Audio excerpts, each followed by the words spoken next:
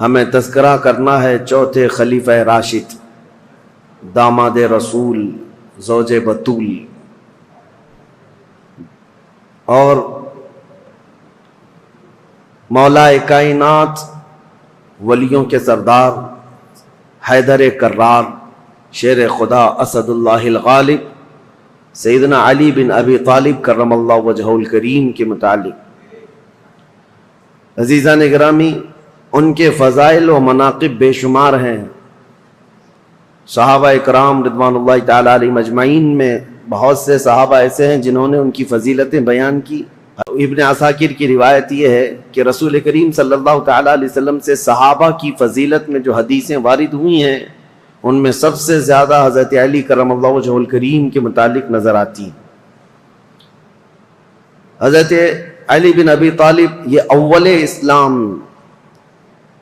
سب سے پہلے اسلام میں آنے والے ہیں، سابقین اولین میں سے۔ جب حضور اکرم صلی اللہ تعالی علیہ وسلم لوگوں کو دعوت و تبلیغ پیش فرما رہے تھے مکہ مکرمہ کی وادی میں، اس وقت حضرت علی کرم اللہ وجہہ الکریم مشرف بہ اسلام ہو چکے تھے، جبکہ آپ کی عمر صرف 9 سال کی تھی۔ آپ بچپن سے ہی حضور اکرم صلی اللہ تعالی علیہ وسلم کی تربیت میں رہے۔ معاملہ یہ ہے کہ حضور کے سگے چچا جناب ابو طالب، ان سے حضور اکرم صلی اللہ علیہ وسلم کا بڑا لگاؤ تھا، قریبی تعلقات۔ اس کی وجہ ایک یہ بھی تھی کہ جناب ابو طالب حضور صلی اللہ تعالی علیہ وسلم کی ہمیشہ حمایت میں لگے رہتے، مکہ کے کفار و مشرکین کے خلاف کھڑے رہتے، اور ان کی مالی حالت تھوڑی کمزور تھی۔ کس کی؟ جناب ابو طالب کی، چچا کی، اور اولاد زیادہ تھیں۔ تو نبی پاک صلی اللہ تعالی علیہ وسلم نے ابو طالب کے یہ کئی بیٹے تھے جناب ابو طالب کے، ان میں سے حضرت علی بن ابی طالب کو حضور نے اپنی گود میں لے لیا کہ ان کی پرورش کی ذمہ داری، ان کی کفالت کا خرچہ ہم اٹھائیں گے۔ اس اعتبار سے بچپن سے ہی حضرت علی کرم اللہ وجہہ الکریم حضور صلی اللہ تعالی علیہ وسلم کی آغوش تربیت میں بڑھے۔ حضور نے پرورش فرمائی۔ پیدائش کے واقعات بھی بڑے اہم ہیں۔ آپ کی والدہ ماجدہ فاطمہ بنت اسد ہیں، یہ اسلام میں پہلی خاتون ہیں جو اللہ رب العزت کی طرف ہجرت کرنے والی۔ حضرت فاطمہ بنت اسد جو رسول کریم صلی اللہ تعالی علیہ وسلم کی چچی تھیں اور مولا کائنات علی مرتضیٰ رضی اللہ تعالیٰ عنہ کی والدہ تھیں۔ روایات یہ ملتی ہیں کہ حضرت علی رضی اللہ تعالیٰ عنہ جب پیدا ہوئے تھے تو آپ آنکھیں نہیں کھول رہے تھے، تو لوگوں کو ایک غم بھی تھا کہ بچہ آنکھیں ہی نہیں کھولتا۔ حضور صلی اللہ تعالیٰ علیہ وسلم کو ایک خبر دی گئی، حضور تشریف لائے اور بچے کو گود میں لیا۔ حضرت علی بن ابی طالب کرم اللہ وجہہ الکریم حضور صلی اللہ تعالیٰ علیہ وسلم سے تقریباً 31 سال بعد، یعنی حضور کی ولادت کے 31 سال بعد آپ پیدا ہوئے ہیں، تو گود میں لیا حضرت علی کو، اور اس کے بعد اپنے منہ سے لعاب پاک نکال کر حضرت علی کے منہ میں انگلی رکھا، اور جیسے ہی حضرت علی کے منہ میں رکھا، وہ اب تک دودھ نہیں پیے تھے اپنی ماں کا، تو حضور صلی اللہ تعالیٰ علیہ وسلم کی انگشت مبارک آتے ہی اس کو چوسنا شروع کیا، اور آنکھیں کھولی تو سب سے پہلے دنیا میں چہرے رسول کو دیکھا۔ سب سے پہلی غذا آپ کے پیٹ میں جو گئی ہے وہ حضور کا لعاب پاک ہے، اور دنیا میں سب سے پہلی نظر اٹھی ہے تو چہرے رسول۔ یہ سب سے بڑی فضیلت ہے۔ اور پھر اس کے بعد حضور صلی اللہ تعالیٰ علیہ وسلم حضرت خدیجہ کے گھر ہی رہتے تھے، اور جب حضور صلی اللہ تعالیٰ علیہ وسلم غار حرا سے گھر تشریف لائے تھے پہلی وحی لے کر، اور پھر گھر میں نمازیں ادا کی جاتی تھی، تو حضرت علی، حضرت خدیجۃ الکبریٰ اور حضور صلی اللہ علیہ وسلم کے پیچھے یہ خود بھی کھڑے ہو کر نمازیں پڑھتے تھے۔ اور اس کے بعد جب حضور صلی اللہ تعالیٰ علیہ وسلم نے اعلان نبوت فرمایا اور دعوت اسلام لوگوں کو دینا شروع فرمائی، تو سب سے پہلے حضرت علی کرم اللہ وجہہ الکریم بچوں میں ایمان لانے والے ہیں۔ وہ واقعہ آپ خود بیان کرتے ہیں کہ حضور مکہ کے سارے لوگوں کو ایک جگہ پر کوہ صفا کے قریب جمع فرمائے تھے، صفا پہاڑی کے پیچھے، اور خاندان کے سارے لوگ موجود تھے، حضور کی پھوپھیاں، حضور کے چچا، جتنے لوگ تھے قریش سب تھے۔ ان کے درمیان جب نبی پاک صلی اللہ تعالی علیہ وسلم نے اپنی نبوت کا اعلان فرمایا اور خدائے واحد کی طرف بلایا، اور پھر اخیر میں یہ ارشاد فرمایا کون ہے جو تم میں سے میری دعوت کو قبول کرے، تو جب حضور یہ فرماتے تو حضرت علی کھڑے ہوتے، یہ کہتے میں کمزور ہوں، پتلی ٹانگوں والا ہوں، آنکھوں میں آشوب چشم ہے، لیکن میں آپ کی دعوت پر لبیک کہتا ہوں۔ حضور صلی اللہ تعالی علیہ وسلم دوبارہ فرماتے کون ہے جو میری دعوت پر لبیک کہے، دین اسلام کی حمایت کے لیے کھڑا ہو۔ دوسری مرتبہ پورا مجمع سناٹے میں تھا، پھر حضرت علی کھڑے ہوتے ہیں، عرض کرتے ہیں میں چھوٹا ہوں عمر میں اور کمزور ہوں، لیکن میں آپ کے دین اسلام کی حمایت کے لیے کھڑا ہوں۔ تیسری مرتبہ حضور نے فرمایا پورے مجمع میں کوئی ہے، تب بھی مولا کائنات علی مرتضی رضی اللہ تعالیٰ عنہ ہی کھڑے ہوئے۔ حضور صلی اللہ تعالیٰ علیہ وسلم نے ان کو گلے لگایا اور دعا کی مولا اس کی ٹانگوں میں اور اس کی بازوؤں میں قوت عطا فرما۔ نبی پاک صلی اللہ تعالیٰ علیہ وسلم کی دعائے پاک کا اثر تھا کہ پھر دنیا نے انہیں پہچانا ہے، اور اس کے بعد پھر صحابہ خود کہتے ہیں حضرت علی کی طاقت کے مثل ہم میں سے کسی کی طاقت نہیں تھی، وہ حیدر کرار شیر خدا بن کر پوری دنیا میں چمکے ہیں۔ یہ رسول اللہ کی دعا تھی۔ پھر جب نبی پاک صلی اللہ تعالیٰ علیہ وسلم ہجرت فرمانے کے لیے ارادہ فرمایا تو اپنے بستر پر کسی کو نہیں، حضرت علی کو سلایا تھا۔ یہ سخت رات تھی، اور انجانے میں اور غلطی میں کفار و مشرکین جو حضور کے قتل کا منصوبہ بنائے ہوئے تھے، گھر میں داخل ہو کر جو سویا ہوتا بستر پر اس کو قتل کر دیتے۔ حضرت علی کرم اللہ وجہہ الکریم کو حضور صلی اللہ علیہ وسلم نے اپنے بستر پر سلایا تھا اور کہا تھا میں جا رہا ہوں مدینے، اور صبح ہونے کے بعد میرے پاس جو کفار و مشرکین کی امانتیں ہیں وہ دے کر تم بھی مدینے آ جانا۔ حضرت علی چادر، یمنی چادر تھی ہرے رنگ کی، فرماتے ہیں میں چادر تان کر سو رہا تھا اور پتا تھا کفار و مشرکین حضور کے پورے گھر کا محاصرہ کیے ہوئے، رات کے وقت اندر آ کر کوئی بھی قتل کر سکتا ہے۔ نبی پاک صلی اللہ تعالیٰ علیہ وسلم تو گھر سے نکل کر چلے گئے، حضرت علی آرام سے سوتے رہے۔ فرماتے ہیں ان سے پوچھا تھا کسی نے ہجرت کی رات آپ کس خوف سے سو رہے تھے بستر پر؟ وہ قتل کا بستر تھا۔ حضرت علی کہتے ہیں پوری زندگی میں اس سے بہتر نیند مجھے کبھی آئی نہیں، اس سے بہترین نیند کبھی آئی نہیں۔ پوچھا کہ آپ اس قدر آرام سے کیوں سو رہے تھے؟ کہا اس لیے کہ رسول اللہ نے فرمایا تھا رات کے وقت علی صبح ہو جائے تو یہ امانتیں لوگوں کو دے کر تم بھی مدینے آنا، تو میرا یقین تھا کہ صبح ہوگی بھی، امانتیں دوں گا بھی اور مدینے جاؤں گا بھی، کیونکہ رسول اللہ صلی اللہ علیہ وسلم کا فرمان علی شان ہے۔ مولا کائنات ہر جگہ نبی کریم صلی اللہ تعالیٰ علیہ وسلم کے ساتھ رہے ہیں۔ اور آپ کو وہ واقعہ بھی بتا دوں، یہ فضائل پر بات چل رہی ہے، پھر میں خلافت مولا کائنات علی مرتضیٰ پر آتا ہوں، کیونکہ تاریخ میں خلفائے راشدین کے دور میں حضرت علی کی خلافت کا جو دور ہے وہ بہت امپورٹنٹ ہے، اس لیے بھی کہ یہاں سے فرق ہو جاتا ہے اپنوں کا اور غیروں کا۔ یہاں تک منزلیں سیم چلتی رہیں امت اسلامیہ کی، لیکن یہاں آنے کے بعد جماعتیں بدل گئیں، کچھ لوگوں نے اپنا قبلہ الگ کر لیا، کچھ لوگوں نے الگ کر لیا ہے۔ تو خلافت علی بن ابی طالب کا یہ 5.5 سالہ جو دور ہے یہ بہت ہی اہم ہے۔ میں تاریخ پر آتا ہوں، اس سے پہلے کون ہے یہ شیر خدا، کون ہے یہ علی مرتضیٰ؟ حضور صلی اللہ تعالیٰ علیہ وسلم کی گھر میں پرورش پانے والے، دعوت اسلام میں جہاں جہاں حضور جاتے تھے ساتھ جاتے تھے۔ جب کبھی حضور لوگوں کو تبلیغ فرماتے آپ حضرت علی حضور کے ساتھ رہا کرتے تھے۔ عمر اگرچہ چھوٹی تھی لیکن ساتھ رہے۔ اور جب ہجرت فرمائی میرے آقا صلی اللہ تعالیٰ علیہ وسلم نے، حضور کی ہجرت کے چند ہی دن بعد حضرت علی بھی مکہ سے ہجرت کر کے مدینہ تشریف لے آئے۔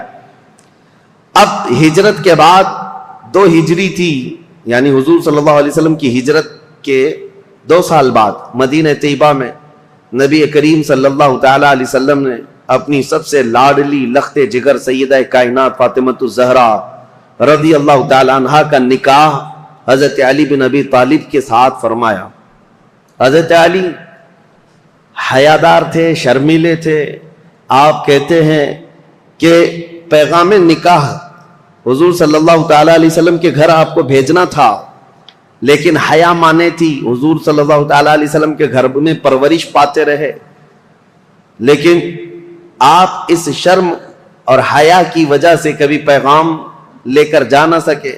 خود نبی پاک صلی اللہ تعالیٰ علیہ وسلم نے حضرت علی کرم اللہ وجہہ الکریم کو طلب فرمایا اور پھر اپنی بیٹی کے نکاح کا معاملہ سامنے رکھا۔ حضرت علی خوش ہو گئے، اور پھر اس کے بعد حضور صلی اللہ تعالیٰ علیہ وسلم نے فرمایا مہر میں کیا دے سکتے ہو؟ پھر ان کے لیے مہر کے انتظام کا حکم دیا۔ حضرت علی خود گئے، وہ ایک باغیچے میں مزدوری کرتے تھے، کما کر کے جو انہوں نے جمع کیا تھا اور ان کے پاس جو لوہے کی زیرہ تھی وہ بیچ کر یا گروی رکھ کر مال جمع کیا، 400 مسقال چاندی، یہ حضرت فاطمہ الزہرا رضی اللہ تعالیٰ عنہا کے لیے مہر مقرر فرمایا گیا۔ اور جو جہیز کے متعلق بہت سارے لوگ یہ کہتے ہیں حضرت فاطمہ کے جہیز میں حضور صلی اللہ تعالیٰ علیہ وسلم نے مٹی کے برتن دیے تھے، مشکیزہ دیا تھا، چارپائی اور ایک گدا، ایک تکیہ اور کچھ چیزیں استعمال کی دی تھیں۔ اس کو لے کر کے جو جہیز کا معاملہ چلایا جاتا ہے، حضرت فاطمہ کا جہیز یہ تھا۔ اس کی حقیقت بھی میں بتاؤں، حضرت فاطمہ کا جو جہیز تھا وہ پورا حضرت علی کے پیسوں سے خریدا ہوا تھا۔ لوگوں کو حضرت فاطمہ کا جہیز یاد ہے کہ رسول اللہ نے یہ جہیز دیا تھا، اور یہاں پر اسی جہیز کی بنیاد پر لاکھوں لوگ اس طرح کے کروڑوں کا مطالبہ کر لیتے ہیں۔ مولا کائنات علی ابی طالب کرم اللہ وجہہ الکریم وہ جواں مرد ہیں جنہوں نے اپنے ہاتھوں سے کمائی ہوئی رقم کو یہ جہیز کے پیسوں کے لیے خرچہ کیا۔ حضرت فاطمہ الزہرا رضی اللہ تعالیٰ عنہ کا جہیز کا جو سامان ہے وہ ان کے پیسوں سے خریدا ہوا۔ آج بھی اگر جہیز کی سنت یاد ہے تو ہونا تو یہی چاہیے کہ عورت کے باپ سے نہیں، خود اپنے ہاتھوں سے کما کر کے حاصل کرو۔ بہت سارے آج کے دور میں بھی بھکاری پیدا ہوئے ہیں۔ میں تو ان سے ہمیشہ ہی کہتا ہوں کہ جن کی طلب ہی یہ ہے کہ شادی اسی لیے کرنا چاہتے ہیں، ابھی بھی میرے پاس کنٹینیو بنگال سے، بہار سے کچھ لوگ مطالبہ اس بات کا کر رہے ہیں کہ ہمارے گھر میں شادیاں ہیں اور جہیز بہت سامنے والے مانگ رہے ہیں، بائک دینا ہے، کسی کو فلاں دینا ہے، کیا تعاون ہو سکتا ہے؟ ہم نے کہا یہ بائک خرید کر دینے کے لیے الامان فاؤنڈیشن تیار کیا گیا ہے، جہیز کے لیے۔ ہم نے ان کو یہ کہا پہلی بات تو یہ ہے بائک دینا نہیں دینا یہ بعد میں، بیٹی ہی مت دو پہلے ایسے بھکاری کو جو تمہارے گھر سے کھانا چاہتا ہو، تمہاری بیٹی کو کیا کھلائے گا؟ مجھ سے اگر مشورہ لینا چاہتے ہو تو میں اس داماد کو یہی کہوں گا ایک کھٹوری لے لو، کسی مسجد کے باہر بیٹھ جاؤ، روزانہ ایک ایک سکہ گرتا رہے گا اور جہیز سے زیادہ مال اس میں جمع ہو جائے گا۔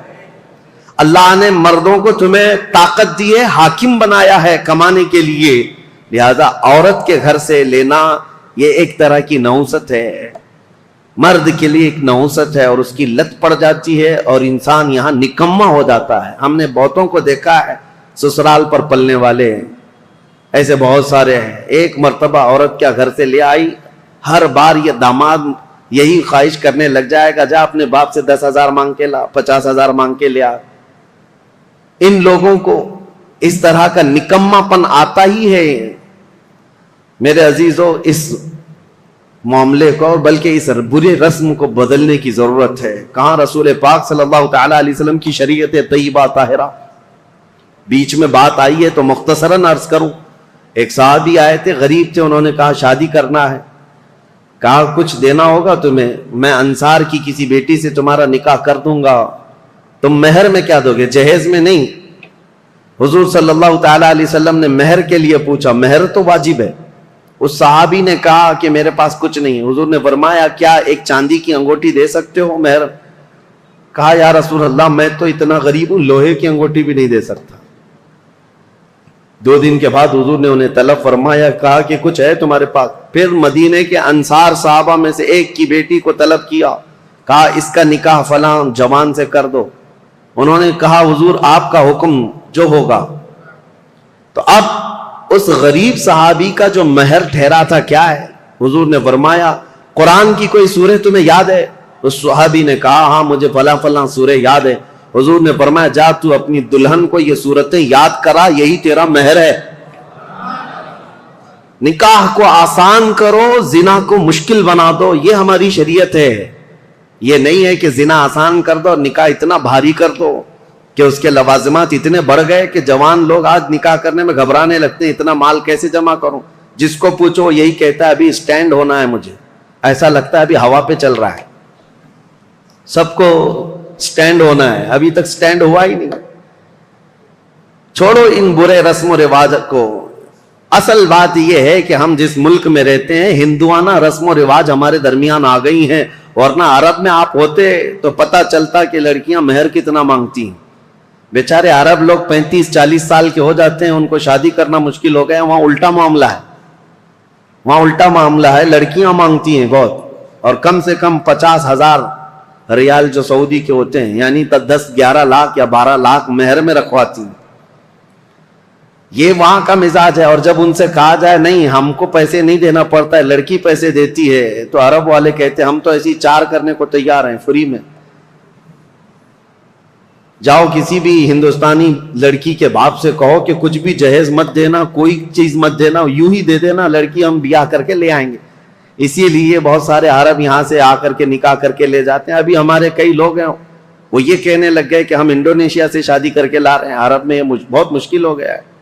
دونوں نظام غلط ہو گئے ہیں، شریعت مصطفیٰ سے ہٹے ہوئے نظام ہے. بات مختصراً اتنی عرض کروں گا، اگر ہمارے لیے آئیڈیل ہے، کوئی نمونہ عمل ہے، تو رسول اللہ صلی اللہ تعالی علیہ وسلم کی بیٹی کی شادی، مولا علی کرم اللہ وجہہ الکریم کی شادی، یہ دیکھنا چاہیے، آپ کو پڑھنا چاہیے کہ ان کی شادی کیسی ہوئی تھی. کوئی نوجوان پوچھنے کو تیار نہیں ان کی شادی کیسی ہوئی تھی. کوئی یہ نہیں پوچھتا کہ ان کی شادی کیسی ہوئی، وہ اپنے اعتبار سے شادیاں رچاتا ہے. بہرحال سیدنا علی بن ابی طالب رضی اللہ تعالیٰ عنہ جب ہجرت کر کے آئے تھے تو ایک معاملہ اور بھی میں بتا دوں، آپ کی قرابت رسول اللہ کے ساتھ. حضور صلی اللہ تعالیٰ علیہ وسلم ان سے کتنی محبت کرتے. جتنے ہجرت کر کے آئے تھے صحابہ وہ مہاجرین ہیں، اور جو مدینے میں تھے وہ انصار.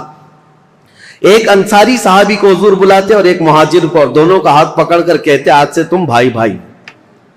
تو یہ عقد مؤاخات میں نے تاریخ میں بتایا تھا، حضور نے ہجرت کے بعد سب سے پہلے کام یہ فرمایا تھا، بھائی چارگی قائم کر دی تھی.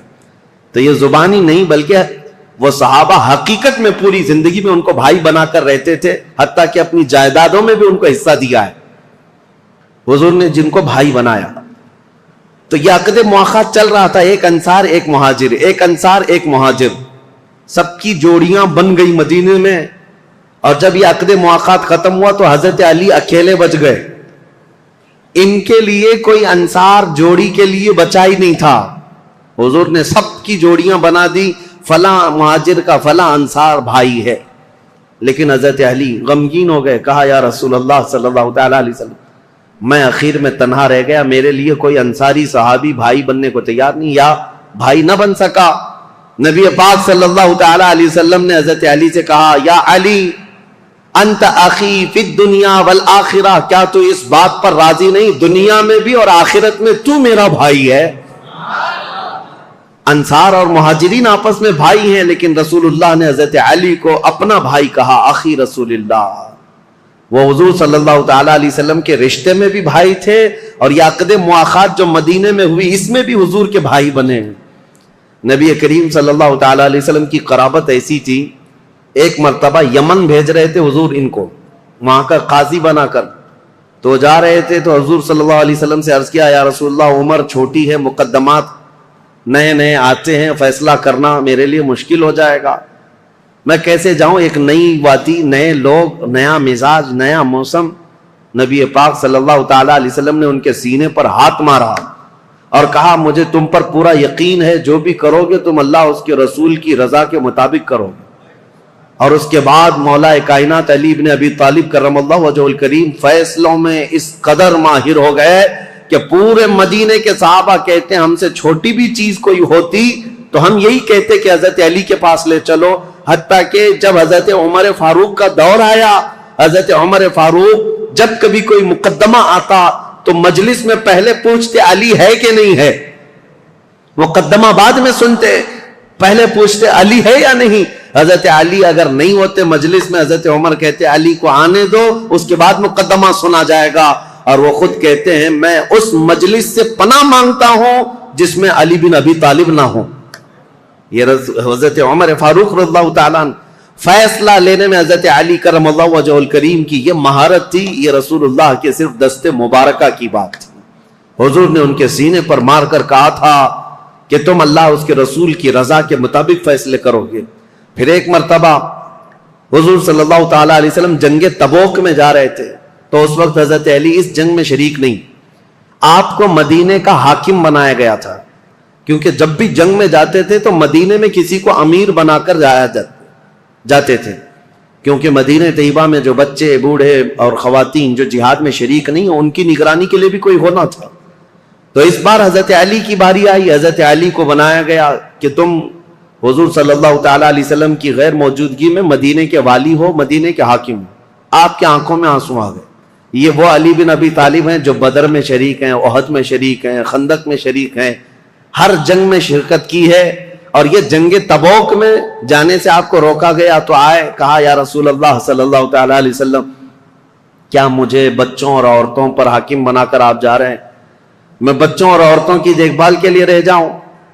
نبی پاک صلی اللہ تعالیٰ علیہ وسلم نے ان کے لیے ایک جملہ فرمایا، اے علی، کیا تم اس بات کو پسند نہیں کرتے کہ تم میرے لیے ویسے ہی ہو جیسے موسیٰ علیہ السلام کے لیے حضرت ہارون علیہ السلام تھے؟ جب موسیٰ علیہ السلام کوہ طور پر جا رہے تھے تورات لینے کے لیے اللہ کی بارگاہ میں، تو حضرت ہارون علیہ السلام کو انہوں نے اپنا وزیر بنایا تھا اور اپنا وزیر مقرر کیا تھا 40 دن تک کے لیے۔ ہاں بس نبی پاک صلی اللہ علیہ وسلم فرماتے ہیں، اے علی، تم میرے لیے ویسے ہی ہو جیسے موسیٰ علیہ السلام کے لیے حضرت ہارون علیہ السلام تھے، بس فرق اتنا ہے کہ میرے بعد کوئی نبی نہیں آئے گا۔ موسیٰ علیہ السلام نے جن کو وزیر بنایا تھا وہ بھائی بھی تھے حضرت ہارون، اور نبی بھی تھے، لیکن حضرت علی کرم اللہ وجہ الکریم نبی نہیں۔ اب یہاں سے ان حدیثوں کو سننے کے بعد ذہن صاف کر لیں، جتنا بھی بڑا مقام ہے مولا کائنات علی بن ابی طالب کا، لیکن وہ نبوت کا درجہ نہیں ہو سکتا، نبی نہیں ہو سکتے، کیونکہ اگر رسول اللہ کے بعد کسی کو نبی تسلیم کیا تو پھر وہ اسلام میں آیا ہی کہاں ہے؟ اس نے خاتم النبیین ہونے کا عقیدہ ہی ختم کر لیا تو ایسا شخص مسلمان نہیں، وہ اسلام سے خارج ہے۔ حضرت علی کی محبت اور ان کی عزت، ان کا احترام ہمارے سر آنکھوں پر ہے، لیکن کبھی ہم حضرت علی کو نبوت کے درجے تک نہیں پہنچا سکتے۔ لیکن کچھ جماعتیں ایسی ہوئیں شیعہ حضرات میں، سب نہیں، شیعہ میں بہت سارے فرقے پیدا ہوئے، تقریباً 70 فرقے تو میں پڑھ کر کے آیا، باقی ہے کتنے معلوم نہیں۔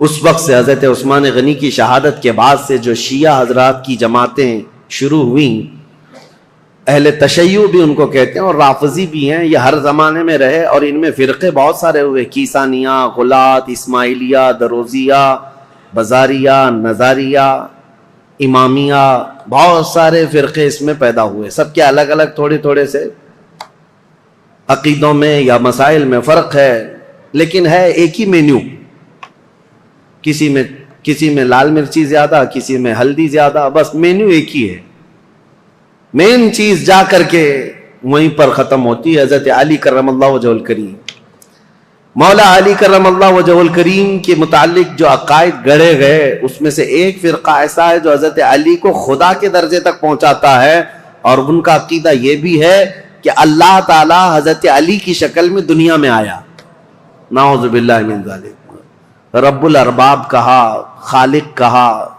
ہم ایسے عقیدوں کے سخت خلاف ہیں، شرک ہرگز ہماری جماعت میں نہیں آ سکتا۔ حضرت علی رضی اللہ تعالیٰ عنہ کے لیے کچھ لوگوں نے الوہیت کا عقیدہ یعنی خدا ہونے کا عقیدہ بنایا، اور ایک فرقہ ایسا آیا وہ تو یہ کہنے لگے نبوت جو ہے وہ حضرت علی کو ملنے والی تھی، اور حضرت علی سوئے تھے تو اس لیے محمد صلی اللہ علیہ وسلم کو جبرائیل دے کے چلے گئے۔ یہ ایسا ہی بتا رہے ہیں جیسے نان کٹائی دے کر چلے گئے۔ ارے میاں نبوت ہے، جو جاگ رہا ہے اس کو نان کٹائی مل گئی، جو سو رہا ہے اس کو نہیں ملی، کوئی مٹھائی ہے؟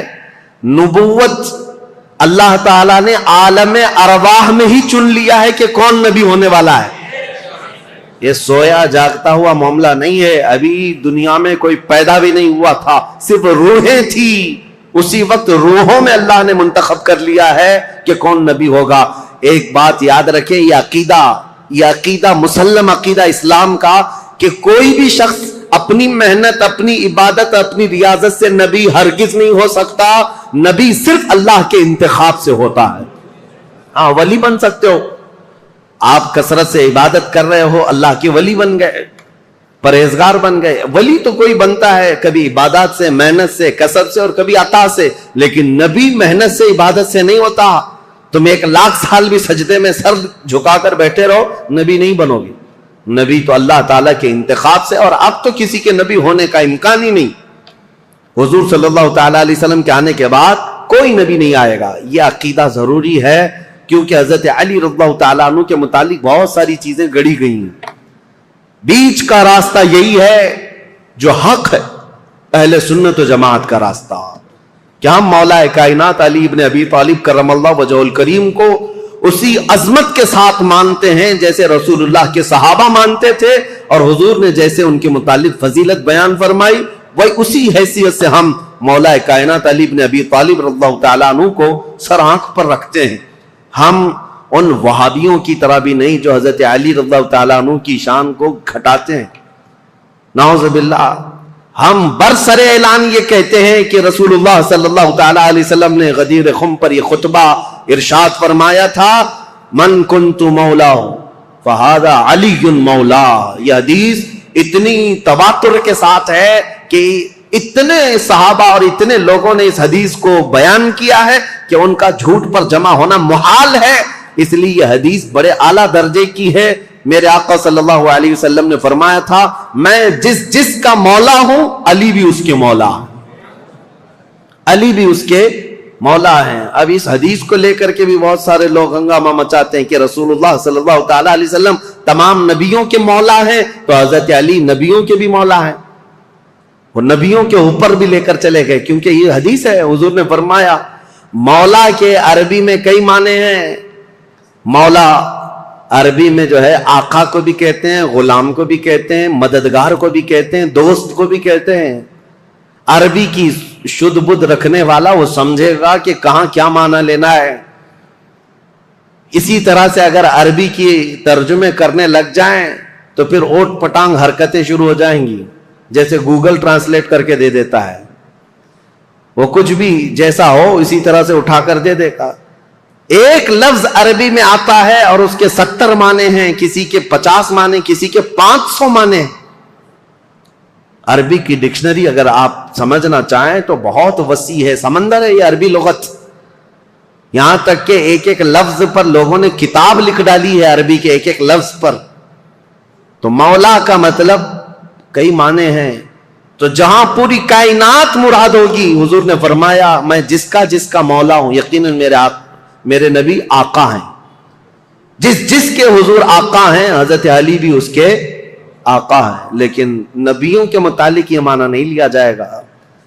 انبیاء کرام افضل ہیں، پوری مخلوق میں سب سے افضل ہیں، اور جو بھی ہوگا نبیوں کے بعد افضل ہوگا.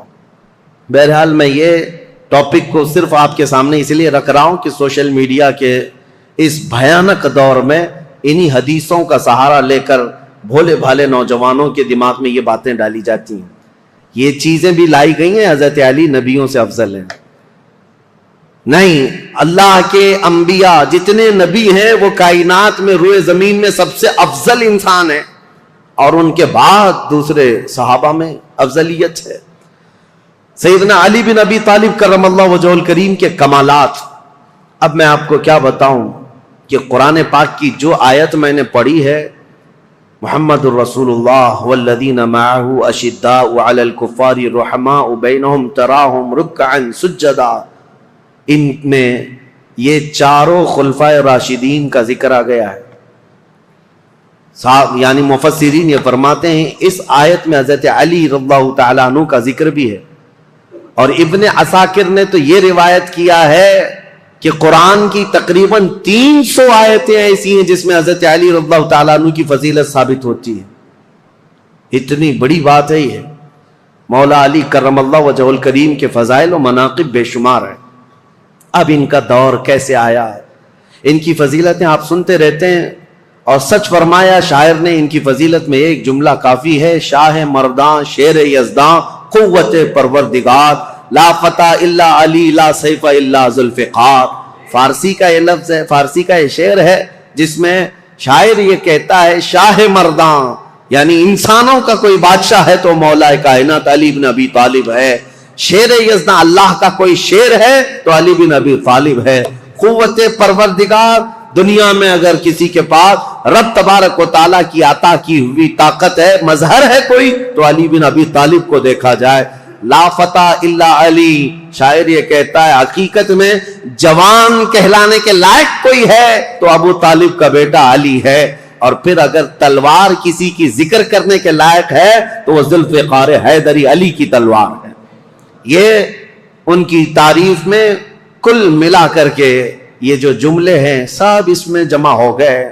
حضرت علی بن ابی طالب رضی اللہ تعالیٰ عنہ جنگ بدر میں جو کردار ادا کیے ہیں وہ بیان سے باہر ہے۔ جتنے لوگوں پر آپ بڑھ چڑھ کر کے حملہ کرتے رہے کفار و مشرکین، جوانی کے عالم میں حضرت علی رضی اللہ تعالیٰ عنہ کے متعلق بیان کیا، بہت ہٹا کٹا جسم تھا، بہت توانا تھے طاقت سے، کافی بھاری آپ کا پیٹ تھا، اور لوہے کا خود پہننے کی وجہ سے ہمیشہ تو سر کے بال نکل گئے تھے۔ اتنی جنگوں میں شرکت فرماتے رہے، لوہے کی وہ ٹوپی ہوا کرتی تھی، اور وہ وقت آپ یاد کریں 7 ہجری جب رسول کریم صلی اللہ تعالیٰ علیہ وسلم صحابہ کو لے کر خیبر نکلے تھے، تقریباً مدینے سے 200 کلومیٹر دور یہ خیبر کی وادی ہے جہاں یہودیوں نے اپنا اڈا بنا لیا تھا، اور مسلمانوں کے خلاف روزانہ نت نئے فتنے وہاں سے نکلتے تھے اور منصوبے بنائے جاتے تھے حضور کے خلاف، مدینے کے خلاف، اور مکہ کے مشرکین بھی اس میں حصہ لیتے تھے۔ نبی کریم صلی اللہ تعالیٰ علیہ وسلم کو خبر یہ ہوئی کہ خیبر کے یہودی ایک جنگ کرنے کے لیے آ رہے ہیں مدینے، اور انہوں نے مکہ کے کافروں کو بھی بلا لیا ہے، نجد کے کافروں کو بھی بلا لیا ہے، سب کو جمع کر کے دعوت دی ہے۔ حضور کو جیسی یہ خبر ملی، ابھی یہودی خیبر سے نکلتے کیا رسول اللہ خود صحابہ کے ساتھ خیبر پہنچ گئے۔ اور میں نے یہ خیبر کی تفصیلی جنگ کا بیان آپ کے سامنے پیش کر چکا ہوں جمعہ میں، جیسے سیرت مصطفیٰ کا جو درس کنٹینیو چلتا ہے اس میں جنگ خیبر میں نے بیان کیا ہے۔ یہ سخت قسم کی جنگ تھی، یہودی بڑے بڑے قلعوں میں وہاں پر محفوظ رہتے تھے، اتنے بڑے قلعے تھے ان کے، آج تک وہ موجود ہیں، 1400 سال کے بعد آج بھی وہ قلعے وہاں پر ویسی ہیں۔ ان یہودیوں کی پناہ گاہ تھی، اس میں بیٹھ کر کے حملے کرتے تھے، اور ان کا یقین تھا یہ کہ ان قلعوں کو کوئی عبور نہیں کر سکتا۔ جب صحابہ وہاں پہنچے تھے یہودیوں کی حالت خراب تھی، اور ان کے ہاں ایک مرحب نامی شخص تھا جس کا دعویٰ تھا وہ 1000 آدمیوں سے اکیلا لڑ سکتا ہے، 1000 انسانوں سے اکیلا لڑ سکتا ہے۔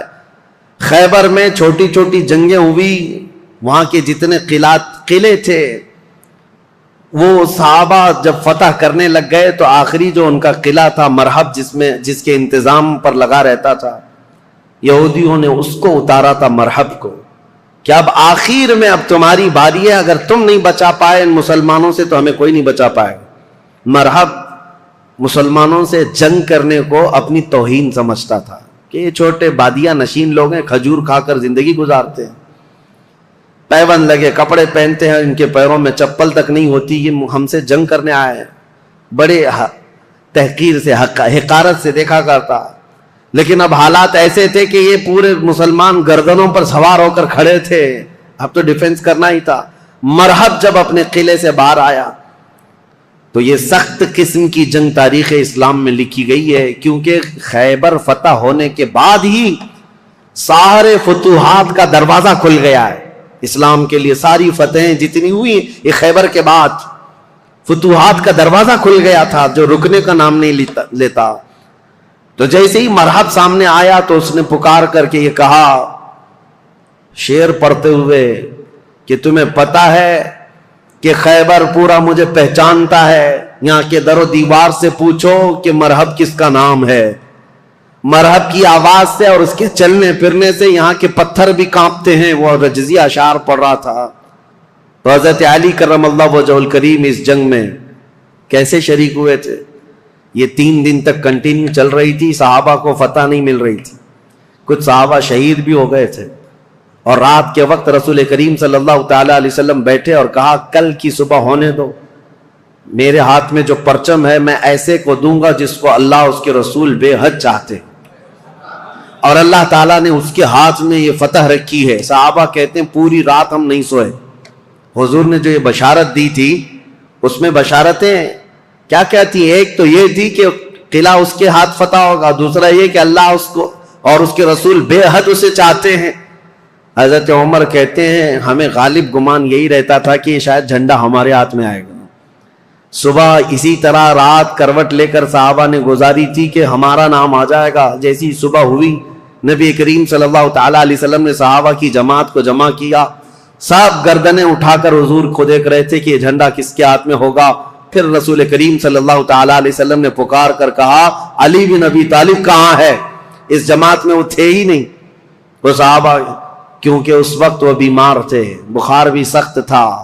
حضور صلی اللہ تعالیٰ علیہ وسلم سے عرض کیا یا رسول اللہ صلی اللہ علیہ وسلم ان کی آنکھوں میں آشوب آیا ہے، جو لال ہو جاتی ہیں آنکھیں، تو آنکھیں لال ہو گئی ہیں اور بخار زدہ ہیں۔ حضور نے فرمایا اسی حالت میں ان کو لے کے آؤ۔ بستر سے اٹھا کر حضرت علی کو لایا گیا، آنکھوں سے پانی بہ رہا تھا۔ نبی کریم صلی اللہ تعالیٰ علیہ وسلم نے اپنا لعاب پاک ان کی آنکھوں پہ لگایا۔ حضرت علی کہتے ہیں میری آنکھیں اخیر زمانے تک اتنی تیز نظر آتے تھا جس کا کوئی اندازہ نہیں کر سکتا۔ حضرت علی رضی اللہ تعالیٰ عنہ کے ہاتھ میں حضور نے جھنڈا دیا اور کہا جاؤ، اللہ اس کے رسول تمہیں بے حد چاہتے ہیں اور یہ فتح تمہارے نام رکھی ہے۔ سارے صحابہ کہتے ہیں حضرت علی کو دیکھ کر ہم رشک کرتے تھے کہ کیا مقام پایا علی بن ابی طالب نے۔ اس وقت ان کی جوانی کا ہی وقت تھا، اور جب وہ جھنڈا ہاتھ میں لے کر کے آئے تھے یہ مقابلہ مرحب سے ہونا تھا۔ جو 1000 انسانوں سے تنہا لڑ سکتا تھا، اکیلا لڑنے کی طاقت رکھتا، جب وہ رجزیہ اشعار پڑھ رہا تھا، جانتے ہو قلعوں کی دیواروں سے پوچھو مرحب کس کا نام ہے، یہاں کے پتھر میرے چلنے پھرنے سے کانپ جایا کرتے ہیں۔ پھر حضرت علی آگے آئے، پوچھا مرحب نے تم کون ہو؟ حضرت علی نے کہا انا الذی سمتنی امی حیدرا، میں وہ ہوں کہ میری ماں نے میرا نام حیدر رکھا ہے۔ حیدر کا مطلب جانتے ہو؟ حیدر کا مطلب جنگل میں، گھنے جنگلات میں اپنے پیر پھیلائے ہوئے نہایت ہی سخت قسم کا چہرہ لے کر کے بھوکا پلٹوار کرنے والا وہ شیر ببر جس کو دیکھ کر کے پورے جنگل میں ہیبت طاری ہوتی ہے، اس کو عربی میں حیدر کہا جاتا ہے۔ حضرت علی کہتے ہیں عربی جاننے والے سمجھ سکتے تھے، انہوں نے رجزیہ اشعار میں حضرت علی نے صرف اتنا کہا انا الذی سمتنی امی حیدرا، میں تو وہ ہوں کہ میری ماں نے میرا نام حیدر رکھا ہے۔ مرحب نے کہا تجھ جیسے چھوٹے لڑکے سے میں مقابلہ کرنے کو اپنی توہین سمجھتا ہوں، میں توہین سمجھتا ہوں۔ حضرت علی نے کہا رسول کریم صلی اللہ تعالیٰ علیہ وسلم کی جماعت سے ہوں، پہلے مجھ سے مقابلہ کر لو، بعد میں بڑے تمہارے مقابل میں آ جائیں گے۔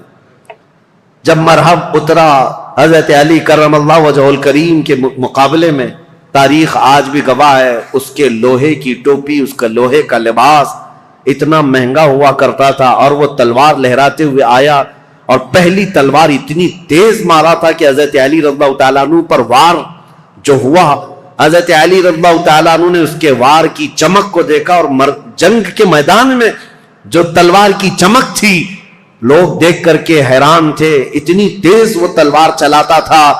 تو صحابہ کہتے ہیں ہمیں خوف ہو گیا، ڈر ہو گیا کہ علی بن ابی طالب گھوڑے پر ہے، ایک ہی وار اس نے ایسا کیا ہے کہ اس کی آواز فضا میں گونج رہی ہے، علی کا کیا ہوگا؟ حضرت علی رضی اللہ تعالیٰ عنہ بالکل بے خوف تھے۔ اللہ کے شیروں کو آتی نہیں روباہی، اللہ کا جو شیر ہوتا ہے وہ لومڑی کبھی بنی نہیں سکتا۔ مولا کائنات علی بن ابی طالب نے اس کے 2 وار کے بعد اپنا جو پہلا وار مارا، صحابہ کہتے ہیں حضرت علی کی 2 دھاری تلوار تھی، مرحب کے سر پر لگی اور اس کے لوہے کی ٹوپی کو کاٹتے ہوئے مرحب کے سینے تک آ گئی، ایک ہی وار میں مرحب کو زمین پر ٹھنڈا کر دیا تھا۔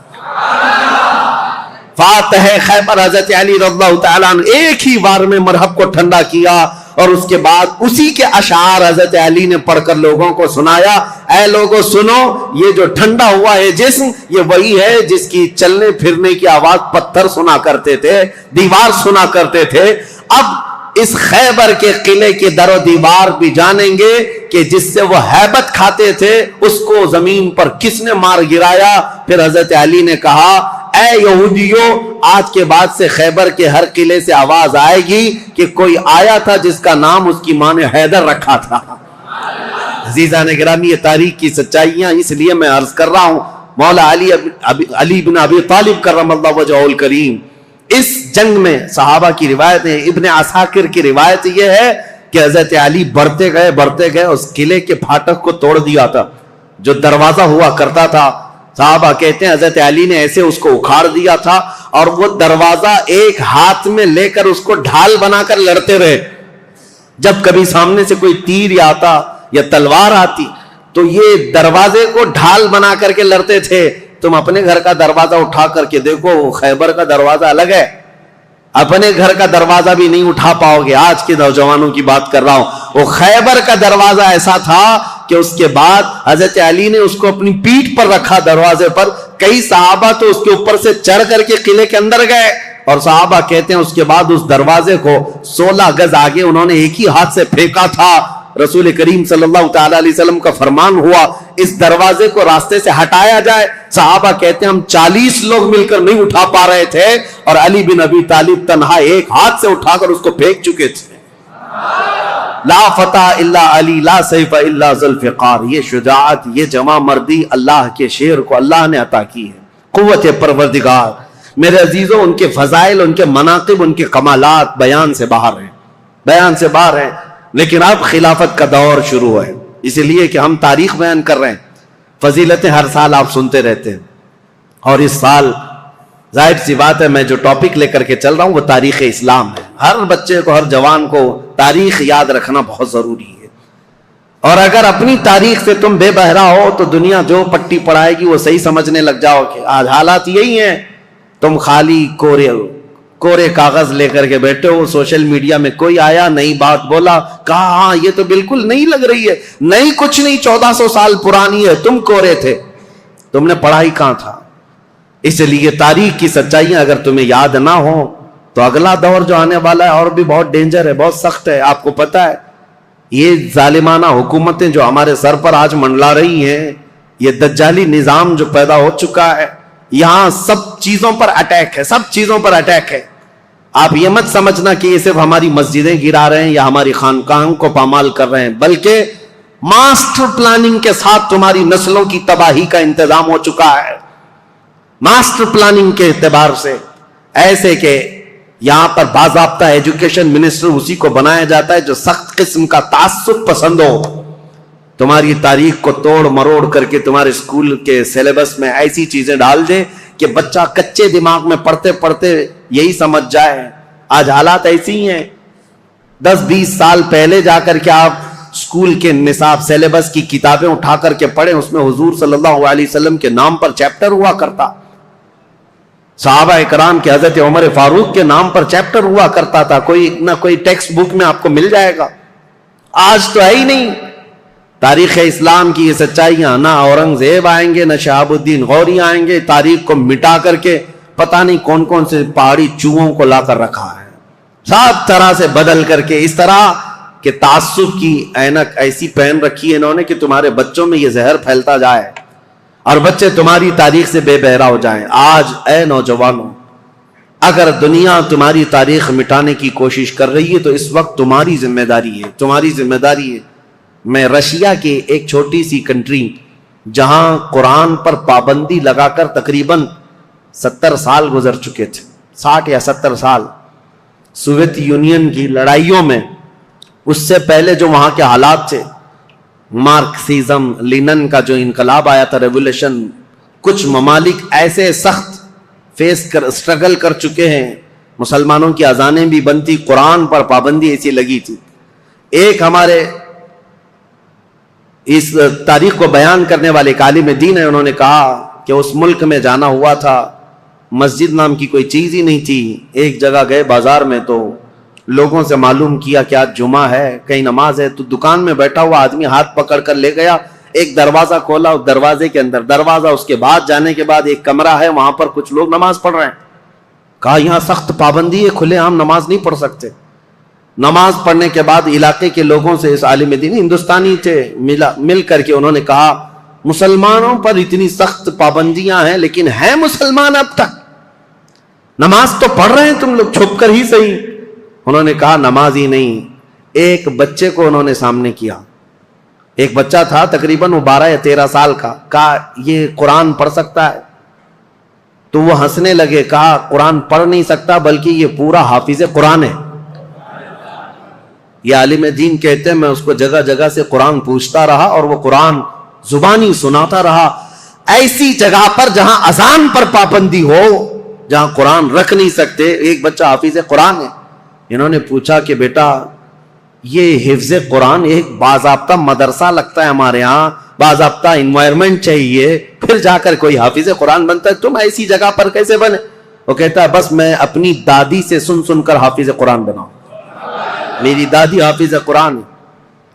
میں یہ مثال صرف اس لیے دینا چاہتا ہوں، اسلام پر چاہے جیسے ہی سخت حالات آ جائیں، اسلامی سپاہیوں نے اپنے بچوں میں اسلام نسل کرنے کا جب بیڑا اٹھا لیا ہے، دنیا کی عظیم طاقتیں بھی اسلام کو کچھ نہ کر سکی۔ آج وہ ذمہ داری تمہیں اٹھانے کی ضرورت ہے۔ تم یہ مت دیکھو کہ کہاں کیا بدلا جا رہا ہے سوشل میڈیا پر اور یا اسکولوں کے نصاب میں، سیلیبس میں اور فلموں میں، جو ہمیں فلما کر کے دکھایا جا رہا ہے۔ لوگ احتجاج کر کر کے بول رہے ہیں نا کہ اسلام پر ٹارگٹ ہے، ہزار کرنے دو انہیں۔ یا آج سول کوڈ کی بات لے کر کے مسلمانوں کے قوانین بدلنے، یہ سب حالات آئیں گے، سخت ترین حالات آئیں گے۔ ظالموں کو تو اپنا ظلم دکھانا ہی ہے، لیکن اے غیور نوجوانوں تمہاری ذمہ داری ہے، تم اپنے کندھوں پر یہ بیڑا اٹھا لو۔ ہم دنیا کے درپردہ یا دنیا کے بھروسے پر اپنے بچوں کو نہیں رکھیں گے، ہم اپنے تاریخ کی سچائیاں اپنے بچوں میں منتقل کرتے جائیں گے۔ یہ گڈی گڑیا کی کہانیاں سنانا چھوڑ دو، اپنے بچوں کو لو، رات میں بیٹھ کر میرے آقا کی اور صحابہ اکرام کے ایمان افروز واقعات سناؤ۔ اتنے واقعات آپ نے سن لیے، ہر سال کربلا سناتے ہیں۔ میرے عزیزو اب کربلا صرف علماء سے نہیں، ہر گھر میں باپ سے بچہ خود سنے۔ کون؟ حسین ابن علی ہیں۔ یہ کربلا کی داستانیں گھر گھر میں ہوں، پھر ہمیں کچھ فرق نہیں پڑتا کہ ظالم طاقتیں کیا کیا منصوبے بنا رہی ہیں۔ مولا علی کرم اللہ وجہہ الکریم کی اب تاریخ میں بیان کرنے جا رہا ہوں۔ یہ فضائل تھے، یہ مناقب تھے، ان کے کمالات تھے۔ ان کے کمالات کے لیے اتنا کافی ہے کہ وہ رسول اللہ صلی اللہ علیہ وسلم کے بھائی ہیں، دنیا میں بھی اور آخرت میں بھی۔ ان کی فضیلت کے لیے اتنا کافی ہے کہ رسول اللہ صلی اللہ تعالی علیہ وسلم نے ان کے لیے یہ فرمایا کہ تم میرے لیے ویسی ہی ہو جیسا موسیٰ علیہ السلام کے لیے ہارون علیہ السلام تھے، بس فرق اتنا ہے کہ میرے بعد کوئی نبی نہیں ہوگا۔ ان کی فضیلت کے لیے اتنا کافی ہے کہ سیدہ کائنات فاطمہ الزہرا ان کے نکاح میں ہیں، اور جنتی جوانوں کے سردار حسن و حسین ان کے بیٹے ہیں۔ ولایت کا سر چشمہ حضرت علی تک پہنچتا ہے۔ اب خلافت کا جو دور ہے، یہ ظاہر سی بات ہے کمپلیکیٹڈ چیز، حکومت، سیادت، امارت، خلافت یہ آسان چیز نہیں ہے میرے عزیزو۔ ہر زمانے میں، ہر دور میں یہ عہدہ ہمیشہ اختلافی ہوتا ہی رہا ہے، لیکن صحابہ کے دلوں میں حضور صلی اللہ تعالی علیہ وسلم نے خالص اللہ کی محبت رکھی تھی۔ وہ دنیا پرست نہیں تھے اور دنیا کے اسباب کی طرف یا مادوں کی طرف وہ دل دادا نہیں تھے، اللہ کا خوف رکھتے تھے، اس لیے زیادہ معاملات نہیں آئے۔ پھر بھی جیسے کہ کل میں نے بتایا، حضرت عثمان کے 12 سالہ خلافت کے دور میں آخر دور ایسا آیا جو فتنوں سے بھرا ہوا تھا۔ عبداللہ بن سبا نام کا ایک یہودی جس نے یہ بیج بویا اور ایک جماعت پیدا کر دی، اور مسلمانوں میں انتشار اور فرقہ پیدا ہونا شروع ہو گیا۔ اور سبب کہاں، یہ فتنہ کہاں تک پہنچا؟ حضرت عثمان غنی کا قتل ہو گیا مدینے میں۔ یہ پہلا قتل ہے جو مسلمانوں کے ہاتھ ہوا ہے، حضرت عثمان غنی کا قتل۔ حضرت عمر کو بھی شہید کیا گیا، لیکن وہ تو ایک آگ کا پجاری تھا، ابو لولو فیروز مجوسی۔ لیکن حضرت عثمان کا جو قتل ہوا ہے وہ آپسی انتشار کی وجہ سے ہوا۔ تفصیل میں نے بتایا، جگہ جگہ انقلاب نام سے کچھ جماعتیں کھڑی ہوتی تھیں، ان کو یہ چاہیے تھا ریولیوشن، اور ان کو جدت، نیا پن چاہیے تھا۔ حضرت عثمان کا خلافت کا زمانہ 12 سال ہو رہا تھا، اور یہ وقت یہاں تک آ پہنچا کہ مدینے میں پہنچ کر کے ان سبائیوں نے، مصر کے رہنے والے بلوائیوں نے حضرت عثمان کا قتل کر دیا. یہ قتل صحابہ کے لیے بہت بڑا صدمہ تھا.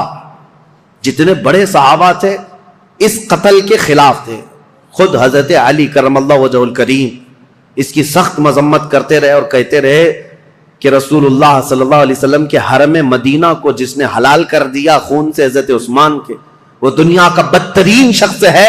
اور حضرت علی کے فرامین ہے کہ میں سمجھتا ہوں قتل عثمان سب سے بدترین فتنہ ہے. اب حالات ہو گئے، ان کے قتل کے بعد جنازہ ہو گیا، تدفین ہو گئی، جنت البقیع میں آپ دفن. اب خلافت کا مسئلہ آیا کہ اب کون خلیفہ بنے گا. جیسے حضرت ابو بکر کی خلافت، کیسے تمام مسلمانوں نے اتفاق رائے سے آپ کو خلیفہ چن لیا تھا، اور حضرت عمر کو حضرت ابو بکر نے جاتے وقت خود ہی اعلان کر دیا تھا، اس لیے اختلاف نہیں ہوا، صحابہ نے ان کو چن لیا تھا. اور حضرت عثمان کی خلافت کیسے ہوئی تھی؟ 6 صحابہ جمع ہوئے تھے. کل جیسے میں نے بتایا مجلس شورا اس کو کہتے ہیں، جس میں حضرت سعد بن ابی وقاص، عبد الرحمن بن عوف، حضرت زبیر، حضرت طلحہ اور حضرت علی، حضرت عثمان، یہ 6 لوگ تھے. حضرت عمر نے جاتے جاتے ان کو منتخب کیا تھا، یہ 6 لوگ جس کو منتخب کریں گے وہ خلیفہ ہوگا. ان 6 میں سے 2 تو پہلے ہی ہٹ گئے کہ ہم کو خلافت کا کوئی ارادہ نہیں ہے، اور باقی جو 2 تھے انہوں نے اپنی خلافت دوسرے کو سپرد کر دی. جیسے حضرت زبیر نے حضرت علی کو دے دیا، حضرت طلحہ نے حضرت عثمان کو. بچے 2 ہی تھے، حضرت علی اور حضرت عثمان، جو خلافت کے دعوے دار. لیکن حضرت عبد الرحمن بن عوف نے دونوں سے وعدہ لے لیا تھا، ہم جس کی بیعت کریں گے ایک دوسرا اس کی پیروی کرے گا، اطاعت کرے گا. تو جب حضرت عثمان کی بیعت ہو گئی تو حضرت علی نے بھی بیعت کیا. اب یہ پوری روایت مسند ابی یعلا میں، تاریخ ابن عساکر میں، خود حضرت علی کرم اللہ وجہہ الکریم سے منقول یہ روایت میں آپ کے سامنے رکھتا ہوں. جب حضرت علی کے ساتھ ایک معاملہ پیش آیا تھا، وہ بھی میں ابھی تاریخ میں بتاتا ہوں. 2 جنگیں ہوئی ہیں جو تاریخ کی بدترین قسم کی، یعنی جس میں مسلمانوں کا بہت بڑا نقصان ہوا ہے. ان جنگوں کے متعلق ذکر کرنا مسلمانوں میں یہ ضروری نہیں ہے، لیکن ابھی دور ایسا آ گیا ہے کہ چوہے بہت آ گئے ہیں اور تمہارے وائر کاٹنے پر لگے ہوئے ہیں، اس لیے ہمیں حقیقت تھوڑی بیان کرنی پڑی.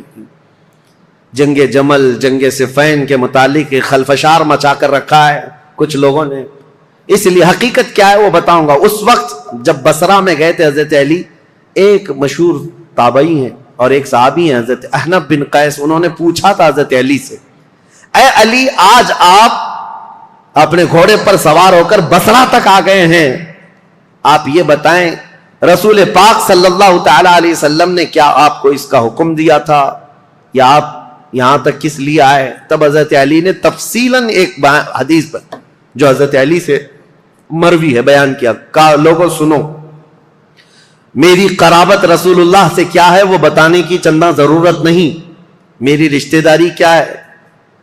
لیکن جب رسول کریم صلی اللہ تعالی علیہ وسلم کی وفات ہوئی تو ہمیں ڈر یہ تھا کہ اختلاف پیدا ہو جائے گا مسلمانوں میں، لیکن اللہ کریم ایسا کرم کیا کہ حضرت ابو بکر صدیق کو مہاجرین اور انصار سب نے بالاتفاق خلیفہ مان لیا. حضرت علی کہتے میں بھی اس میں تھا، میں نے بھی حضرت ابو بکر کی خلافت کو تسلیم کیا، اور صرف اتنا نہیں کہ نہ چاہتے ہوئے، بلکہ حضرت علی کہتے وہ اس کے اہل تھے اور اس کے حقدار تھے، ان سے افضل ہم میں کوئی نہیں تھا. میں نے ان کی خلافت کو تسلیم کیا، اور جب جب انہوں نے جنگوں میں شرکت کا کہا میں نے جنگوں میں شرکت کی، جتنا انہوں نے مجھے حصہ دیا میں اس میں سے حصہ لیتا رہا. لیکن جب حضرت ابو بکر صدیق کا انتقال ہوا تو حضرت علی کہتے ہیں میرے دل میں یہ خیال تھا، لیکن حضرت ابو بکر نے جانے سے پہلے ہی ایک وصیت کر دی تھی مسلمانوں کو حضرت عمر کے نام پر کہ عمر بن خطاب کو میں صحیح سمجھتا ہوں، تم لوگ اپنا اس کو منتخب کر لو. تو حضرت علی کہتے ہیں حضرت ابو بکر کی ہم حد درجہ تعظیم کرتے تھے، اس لیے ان کے فرمان کے آگے کوئی جا نہیں سکتا تھا. حضرت عمر کو ہم نے خلیفہ بنایا. حضرت علی کہتے ہیں میں نے حضرت عمر کے 10 سالہ زمانے میں جتنی جنگیں انہوں نے مجھے جہاں جہاں بھیجا میں نے شرکت کی، جو مال غنیمت ملتا تھا ان کی طرف سے میں نے سب لیا، اور ہر چیز میں ان کے شانہ بشانہ رہا. پھر جب حضرت عمر کا انتقال ہوا تو وہ کہتے ہیں کہ وہ مجلس شورا بنا کر گئے تھے 6 لوگوں کی، اس میں بھی تھا، اور اس میں 6 لوگوں میں جب انتخاب کرنے کی بات آئی تو 2 ہٹ گئے اور 2 نے ہمارے حوالے کر دیا، لاسٹ میں 2 بچ گئے، علی اور عثمان رضی اللہ تعالیٰ عنہما۔ حضرت علی کہتے ہیں چونکہ عبد الرحمن بن عوف نے مجھ سے یہ وعدہ لیا تھا، وہ 6 میں سے ایک صحابی عبد الرحمن بن عوف بھی ہیں، انہوں نے حضرت علی سے وعدہ لیا تھا، اے علی اگر آپ کے علاوہ میں کسی اور کے ہاتھ میں بیعت کروں تو کیا آپ اس کے خلاف جائیں گے؟ حضرت علی کہتے ہیں ہرگز نہیں جاؤں گا، آپ جس کی بیعت کو قبول کریں گے میں بھی اس کی بیعت کو قبول کروں گا۔ حضرت علی کہتے ہیں جب عبد الرحمن بن عوف نے مجھ سے یہ وعدہ لیا تھا اور وعدے کے بعد انہوں نے حضرت عثمان کے ہاتھ میں بیعت کر لی تو میں اپنے وعدے کے خلاف نہیں جا سکتا، میں نے بھی حضرت عثمان کے ہاتھ میں بیعت کر لی۔ یہ حضرت علی کی خود بیان کردہ روایت میں آپ کے سامنے رکھ رہا ہوں۔ اور پھر 12 سال گزر گئے حضرت عثمان کے۔ حضرت علی کہتے ہیں پھر حالات ایسے سنگین ہو گئے کہ حضرت عثمان کا قتل ہو گیا، جو بالکل میرے وہم و گمان میں نہ تھا کہ قتل تک ہو جائے گا۔ معاملات بدل رہے تھے، فتنہ پھیل چکا تھا، لیکن اتنے سنگین حالات بن گئے کہ ان کا قتل ہو گیا، جس سے ہم ہرگز راضی نہیں۔ اب اس کے بعد بات آتی ہے خلیفہ چننے کی۔ حضرت زبیر، حضرت طلحہ، یہ 2 ایسے صحابہ ہیں جو عشرہ مبشرہ میں سے رسول اللہ صلی اللہ علیہ وسلم نے جن کو دنیا میں جنت کی بشارت دی، ان میں 2 یہ ہیں۔ یہ صحابہ بڑے صحابہ کہلاتے تھے، مدینے میں جتنے تھے سب آئے، سب آ کر حضرت علی کے پاس کہنے لگے آپ اپنی بیعت کا اعلان کر دیں اور آپ خلیفہ ہیں۔ حضرت علی نے کہا مجھے اس کی خواہش نہیں، میں خلیفہ کی بجائے وزیر بننا پسند کروں گا، تم میں سے جو چاہے خلیفہ بن جاؤ۔ کیونکہ حالات ایسے تھے اس وقت حضرت علی کو خلیفہ بنایا جا رہا ہے جب انتشار بہت پھیل چکا تھا، امن کا دور نہیں تھا، جگہ جگہ جماعتیں کھڑی ہو گئی تھی، صبائی فتنہ، کوفہ میں الگ، بصرہ میں الگ، عراق میں الگ، اور شام میں الگ، اور مدینہ مکہ والے الگ۔ یہ حالات پر حضرت علی کو خلیفہ بنایا جا رہا ہے۔ حضرت علی نے منع کیا، اس کے بعد پھر لوگوں نے اصرار کیا آپ سے بہتر ہماری جماعت میں کوئی نہیں۔ حضرت علی کہتے ہیں جب انہوں نے اصرار کیا تو میں نے اللہ اس کے رسول کے احکام کی شرط پر اور خلفائے ثلاثہ جو گزر چکے ان کی اتباع، ان کی پیروی پر سب کی بیعت لینا شروع کیا۔ حضرت علی جب بیعت لینے لگے، یہ تقریباً 35 ہجری کا واقعہ ہے۔ حضور صلی اللہ تعالیٰ علیہ وسلم کی وفات کو 25 سال گزر چکے تھے۔ یہ 35ویں ہجری میں حضرت علی رضی اللہ تعالیٰ عنہ خلافت پر متمکن ہوئے مدینہ طیبہ میں۔ اب خلافت کا پہلا دور ہے، یعنی ابھی پہلا دن ہے۔ آپ بہترین خطیب تھے، حضرت علی کرم اللہ وجہہ الکریم خطبہ بہت اعلیٰ دیا کرتے۔ خطبے کے بعد آپ یہ جو فتنہ پھیلا تھا اس کو ٹھنڈا کرنے کے لیے کوششیں فرما رہے تھے، لیکن اسی اثنا میں ہوا کیا، حضرت علی رضی اللہ تعالیٰ عنہ نے چند دنوں کے بعد بہت سخت قسم کے فیصلے لیے۔ اس سے معاملات اور سخت ہو گئے۔ کیا؟ آپ نے ملک شام کے گورنر امیر معاویہ رضی اللہ تعالیٰ جو 22 سال سے گورنر تھے حضرت عمر کے زمانے سے، حضرت علی یہ کہتے تھے کہ اب ان کو گورنری سے میں معزول کرتا ہوں۔ حضرت امیر معاویہ کو اور مصر کے گورنر کو اور کئی جگہ کے گورنروں کو ایک ساتھ معزول کرنے کے لیٹر آپ نے جاری کر دی، جبکہ جو اکابر صحابہ تھے اس میں حضرت ابو موسیٰ اشعری، حضرت عمرو بن عاص، کئی صحابہ آ کر آپ کو مشورہ یہ دے رہے تھے کہ اس وقت یہ فیصلہ لینا اچھا نہیں ہے، حالات بہت بگڑے ہوئے، حضرت عثمان کا قتل ہوا ہے، پہلے آپ اپنی بیعت سب سے لے لیجئے، اس کے بعد ان کے معزول کرنے کا حکم جاری کیجئے۔ حضرت علی نے حالات کی سنگینی کے اعتبار سے یہ خط جاری تو کر دیا، لیٹر بھیج دیا۔ پھر میں کہتا ہوں ادب کا دائرہ ساتھ رکھنا ہے سنیوں، تولنا نہیں صحابہ کو ادھر ادھر، حالات جو ہوئے جیسے ہوئے، لیکن وہ رسول اللہ کے صحابہ ہیں، ان کے اختلافات یا ان کے مشاجرات کو بیان کرنا ہی حرام ہے، لیکن یہاں تاریخی سچائیاں تمہارے ذہنوں میں رہیں، اس لیے میں یہ عرض کر رہا ہوں تاکہ کوئی دوسرا چوہا آ کر کے تمہیں کبھی اس کے بارے میں کبھی اس کے بارے میں نہ بیان کرتے۔ جیسے حضرت امیر معاویہ کو ٹرول کرتے کرتے آج اتنی گندی باتیں کہنے لگ گئے لوگ جو حقیقت میں ہے نہیں۔ ہاں کچھ معاملات تو ہوئے ہیں لیکن ایسے نہیں ہیں۔ حضرت علی نے ان کی معزولی کا لیٹر جاری کیا، حالات سنگین ہو گئے، ظاہر سی بات ہے 22 سال سے وہ گورنر تھے. اب یہاں حالات یہ ہو گئے کہ حضرت امیر معاویہ نے سب سے پہلے یہ اعلان کیا کہ حضرت علی اب خلیفہ اگر ہو گئے ہیں تو ان کی خلافت کا پہلا کام یہ ہونا چاہیے جنہوں نے حضرت عثمان ابن عفان کو قتل کیا پہلے ان قاتلوں کو پکڑ کر قصاص لینا چاہیے. خلیفہ اسلام کا قتل ہوا ہے, عام آدمی کا قتل نہیں ہوا ہے. خلیفہ اسلام کو قتل کرنے کا مطلب اسلام کے پلر کو ہلا دینا. حضرت امیر معاویہ شد و مت سے بہت زور شور سے یہ مطالبہ شروع کر دی, اور مطالبے میں بھی اتنا کہ حضرت امیر معاویہ نے مدینے ایک قاصد کو بھیجا اور حالات معلوم کر کے حضرت عثمان کا وہ جبہ منگوایا جس میں ان کی شہادت ہوئی تھی. وہ خون سے تر بتر تھا. حضرت عثمان جس میں شہید ہوئے تھے وہ جبہ موجود تھا, اور ان کی بیوی حضرت نائلہ اس وقت موجود تھی جو حضرت عثمان کے گھر میں ان کی انگلیاں کٹ گئی تھی, بیچ بچاؤ میں یا زخمی ہو گئی تھی, ان کی کٹی ہوئی انگلیاں اور حضرت عثمان کا جبہ حضرت امیر معاویہ نے دمشق ملک شام منگوایا.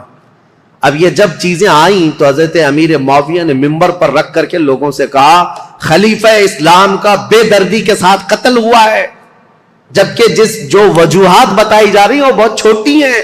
حضرت عثمان نے غلطی کیا کی تھی, ان کا جرم کیا تھا جس کی وجہ سے یہ قتل ہوئے؟ اور یہ جبہ جیسی ہی ملک شام میں پہنچا ہنگامہ برپا ہو گیا. تقریباً 60,000 لوگ کھڑے ہو گئے یہ مطالبہ کرنے کے لیے کہ خلیفہ اسلام عثمان بن عفان کے قتل کا قصاص لینا ضروری ہے. جن لوگوں نے قتل کیا ہے خلیفہ اسلام کو, ان کا مطالبہ کرنا اپنی جگہ پر تھا. ظاہر سی بات ہے آج کے دور میں آپ کو بتاؤں, ملک کے پریزیڈنٹ پر کوئی حملہ کر دے یا ملک کے پی ایم پر کوئی حملہ کر دے تو پورے ملک کی عزت کا مسئلہ ہو جاتا ہے. عام چیز نہیں, اس کے لیے سیکورٹی بھی بہت رکھی جاتی ہے. اور اگر ہو گیا تو اس کے بعد حالات کیا ہوتے ہیں؟ جو نیا بیٹھے گا اس کے لیے سب سے پہلا مطالبہ یہی کیا جائے گا جن لوگوں نے ان کا قتل کیا ہے پہلے ان کو پکڑو. یہ مطالبہ ہوتا ہے. ارے میاں پی ایم اور پریزیڈنٹ تو بہت دور کی بات ہے, ہمارے ہاں کوئی عام آدمی بھی مر جائے تو لوگ مطالبہ کرتے ہیں کہ قاتل کو پکڑو, کلر کون ہے اس کو سزا دو. یہ تو مطالبہ ہوتا ہی ہے, پروٹیسٹ ہوتے ہیں. تو حضرت امیر معاویہ کا مطالبہ بہت تیزی سے بڑھتا چلا گیا. اب دیکھیں میں حالات آپ کو سمجھا رہا ہوں. حضرت علی کے ساتھ کیا معاملات تھے؟ جیسے ہی مدینے میں آپ نے باغ ڈور سنبھالی, آپ کے لیے حالات یہ تھے کہ صحیح طریقے سے قاتل کون ہے یہ کسی کو معلوم ہی نہیں تھا. آج تک نہیں معلوم, تو کیونکہ اس گھر میں حضرت عثمان ابن عفان کی بیوی حضرت نائلہ اکیلی تھیں. وہ بہت پردہ دار عورت تھیں. انہوں نے بیان کیا حضرت علی کے سامنے کہ محمد بن ابو بکر چھت سے داخل ہوئے تھے, یہ تو میں نے دیکھا ہے. اور انہوں نے حضرت عثمان کی داڑھی بھی پکڑی تھی, لیکن حضرت عثمان نے ایک جملہ کہا تھا کہ تیرے باپ ابو بکر ہوتے تو یہاں تک تیری حرکت نہ ہو سکتی. یہ سن کر محمد بن ابو بکر چلے گئے اور دروازے پر کھڑے ہو کر وہ رو کر توبہ کرنے لگے. لیکن ان کے ساتھ انجان 2 آدمی بھی آئے تھے. میں انہیں نہیں جانتی ہوں نہ پہچانتی ہوں کون لوگ ہیں. اور اس کے بعد حضرت نائلہ جو حضرت عثمان کی بیوی اس وقت جو موجود تھی وہ کہتی ہیں قتل ہونے کے وقت میں وہاں موجود نہیں تھی, قتل ہو گیا. حضرت علی کے سامنے یہ مقدمہ ہے, بڑا سخت ہے. کسی انجان کو قتل تو نہیں کر سکتے پکڑ کر کے پوری جماعت کو. ظاہر سی بات ہے آپ موب لنچنگ بھی ہو جاتی ہے تو اس پورے موب کو جو ہے نا سزا نہیں دیتے حکومت. پرٹیکولر ایک آدمی کون ہے جو مرڈر کیا ہے اس کو پکڑنا ضروری ہوتا ہے. موب کا جو حملہ ہوتا ہے یہ سب لوگ اس میں شریک ہوتے ہیں. سزائیں چھوٹی چھوٹی ہو سکتی ہیں لیکن مرڈر کا جو جرم ہے وہ سب پر نہیں آتا. اس وقت حضرت علی کے ساتھ یہ معاملہ تھا کہ حقیقت میں قاتل کون ہے یہ نہیں معلوم. تو سیدنا علی بن ابی طالب مدینے کے سارے صحابہ سے کہہ رہے تھے کہ میں بھی حضرت عثمان کے قتل کا قصاص لینا چاہتا ہوں, لیکن قاتل پکڑ کر کے تو لائیں. لوگوں نے کہا یہ مصر کے لوگ تھے, بلوائی تھے, ان سب کو پکڑ کے سزا دیجیے. حضرت علی کہتے ہیں وہ ایسی جماعت سے جن پر میرا قابو نہیں ہے, ابھی ابھی خلیفہ بنے ہیں اور مصر میں نیا اسلام ہے. یہ بلوائی یہ جتنے ہیں وہاں پر ایک فتنہ بھی پیدا ہو چکا تھا. تو وہ جدت پسند لوگ تھے, نئے نئے قسم کے اسلام میں آئے ہوئے تھے. حضرت علی ان مصلحتوں کو دیکھ کر خون عثمان کا بدلہ لینے میں آپ نے فرمایا کہ اس کو بعد میں حالات کے ٹھنڈے ہو جانے کے بعد لیا جائے گا, بس بات اتنی تھی. لیکن غلط فہمی بڑھتی گئی, اور یہ غلط فہمی کو ڈالنے والا کون تھا؟ اسی لیے میں نے کل آپ کے سامنے ایک نام بتایا تھا, عبداللہ بن سبا, ایران کا رہنے والا ایک یہودی جو اسلام میں آیا تھا. اس نے اپنا کام شروع کر دیا, مدینے میں جا کر اور دیگر جگہ پر ملک شام میں لوگوں کو بھڑکانا شروع کیا. پہلے تو حضرت علی کی حمایت میں بولتا تھا, اب حضرت علی خلافت پہ آئے تو حضرت عثمان کے قتل کا بدلہ لینے کے لیے ابھارنے لگ گیا. اب ہوا یہ کہ حضرت عائشہ صدیقہ رضی اللہ تعالیٰ عنہ, ان کا بھی کردار ہے تاریخ میں, ام المومنین ہے, زبان نہ کھولنا ان کے لیے بھی گستاخی کے لیے, ایمان برباد ہو جائے گا. ام المومنین رسول اللہ صلی اللہ علیہ وسلم کی محبوبہ ہیں, زوجہ ہیں. یہ حج پر گئی ہوئی تھیں, اور حج سے واپس آنے کے وقت حضرت عثمان کا قتل ہو گیا تھا, اور یہ خبر حضرت عائشہ کو پہنچ گئی. حضرت عائشہ کا مقام تھا صحابہ میں سب میں بھی, کیونکہ ام المومنین نے سب لوگ احترام کرتے تھے. حضرت عائشہ کے پاس جب یہ خبر پہنچی تو حضرت زبیر اور حضرت طلحہ, یہ دونوں حضرت علی کے ہاتھ پر بیعت کر چکے تھے مدینے میں, لیکن حالات جب سنگین ہونے لگے تو یہ مدینہ چھوڑ کر مکہ چلے گئے. کون؟ یہ بڑے دو صحابہ عشرہ مبشرہ میں. حضرت زبیر حضور صلی اللہ تعالیٰ علیہ وسلم کے یہ بھی بھائی لگتے ہیں, پھوپھی کے بیٹے ہیں, سگی پھوپھی کے بیٹے ہیں حضرت زبیر, جیسے حضرت علی چاچا کے بیٹے ہیں, حضرت زبیر پھوپھی کے بیٹے ہیں.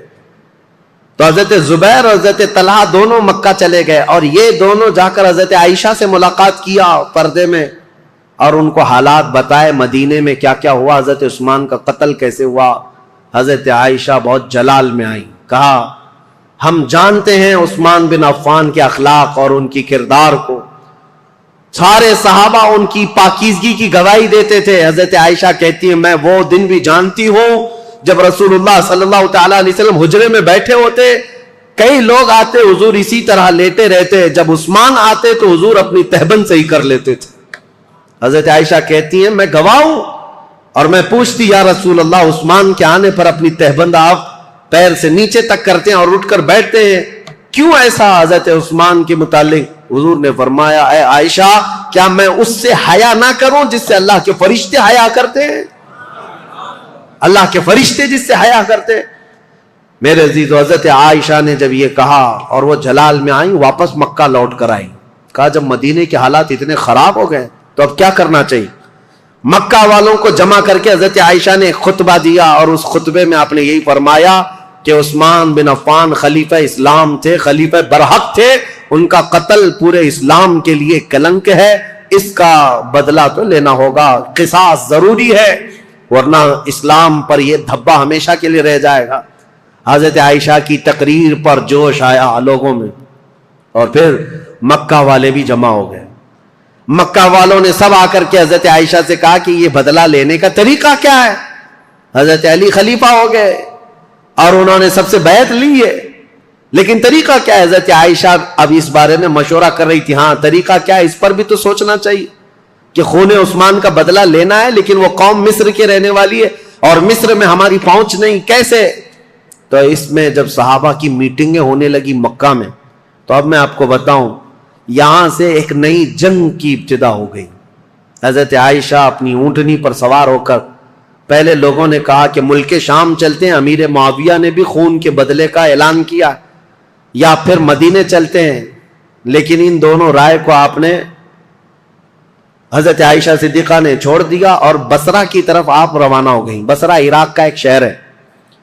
اس بیچ میں کئی ایسے محتاط صحابہ ہیں جو اس جنگ میں شامل نہیں ہوئے. حضرت عائشہ جب جانے لگیں, کیونکہ میٹنگیں اتنی ہو گئی تھیں, اور جب لوگ یہ کہنے لگے کہ یہ بدلہ لینا تو خلیفہ وقت کا کام ہے, تو حضرت علی اس وقت بدلہ قصاص لینے پر تیار نہیں تھے, یا یہ فرما رہے تھے کہ ابھی اس قوم سے ہمارا پالا نہیں ہے, یا اس قوم پر ہمارا قابو نہیں ہے, ہم بعد میں بدلہ لیں گے.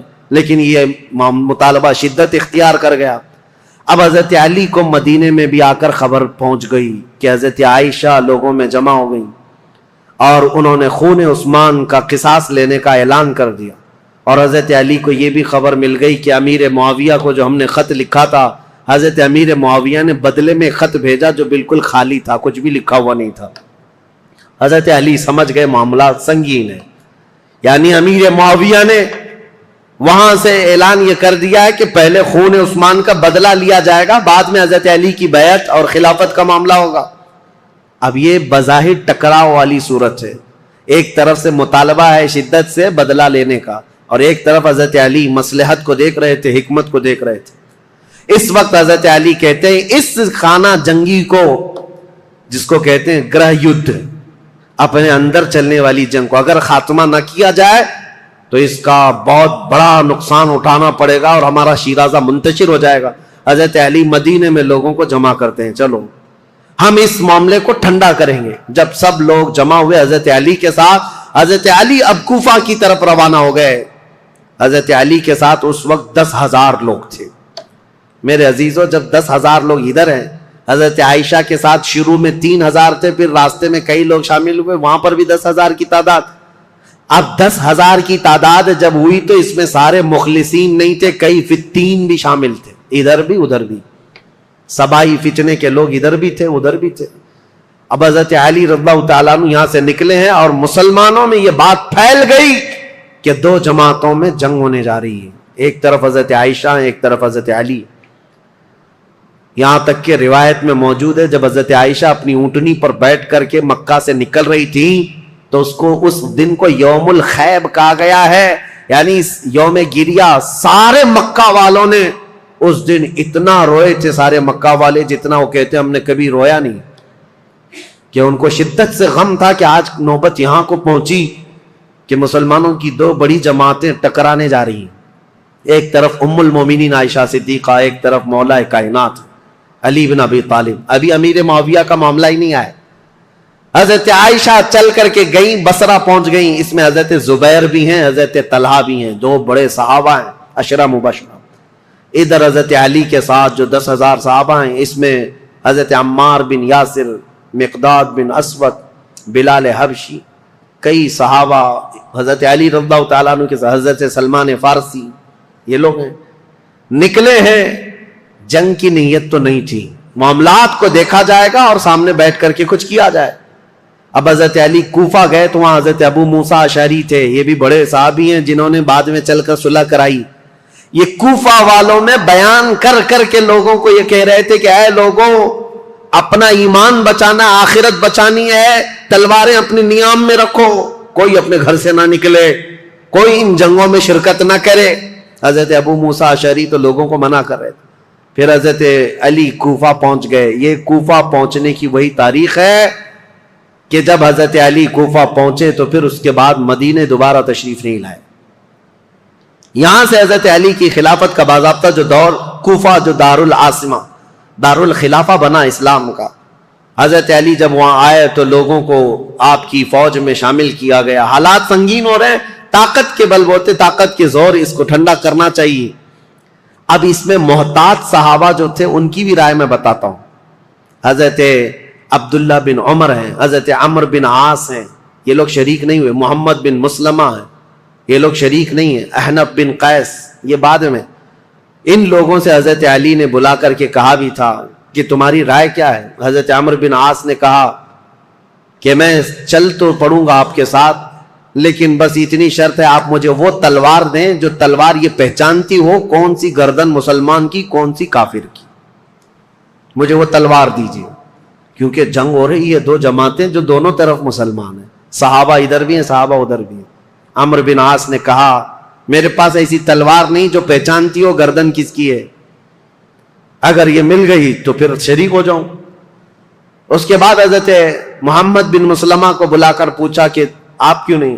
کہا میں نے رسول اللہ صلی اللہ تعالیٰ علیہ وسلم سے سنا تھا، میرے آقا نے فرمایا تھا محمد بن مسلمہ اس تلوار کو کبھی نیچے ہونے نہیں دینا، اعلاء کلمت الحق کے لیے استعمال کرنا، اور جس دن یہ نوبت آ جائے کہ یہ تلوار تجھے کسی مسلمان پر اٹھانی پڑے تو احد پہاڑ کے پاس جا کر کسی پتھر پر تیری تلوار توڑ دینا۔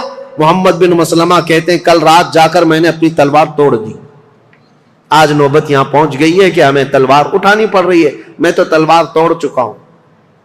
حضرت عبداللہ بن عمر انہوں نے بھی یہی کہا کہ میں فرق نہیں کر پاؤں گا کہ کون حق پر ہے کون کس پر ہے، اسی لیے میں اس میں شریک نہیں ہوں۔ کچھ محتاط صحابہ ان میں نہیں آئے، لیکن حضرت علی جب سفر پر روانہ ہو، یاد رکھو مسلمانوں، ایمان کی حفاظت اسی میں ہے، دونوں جگہ کا بیلنس برقرار رکھو، ام المومنین کا بھی مولا کائنات کا بھی، دونوں رسول اللہ کی قرابت دار ہیں، رشتہ دار ہیں۔ حضرت عائشہ صدیقہ جب آئیں تو اب مشورے ہو رہے تھے، میٹنگیں ہو رہی تھی، ان کے خطبے اتنے پر اثر تھے کہ لوگ جمع ہوئے۔ جب وہ بصرہ میں گئی تو 12,000 لوگ جمع ہوئے، کہا کہ نہیں حق پر ہیں، خون عثمان کا بدلہ لینا چاہیے۔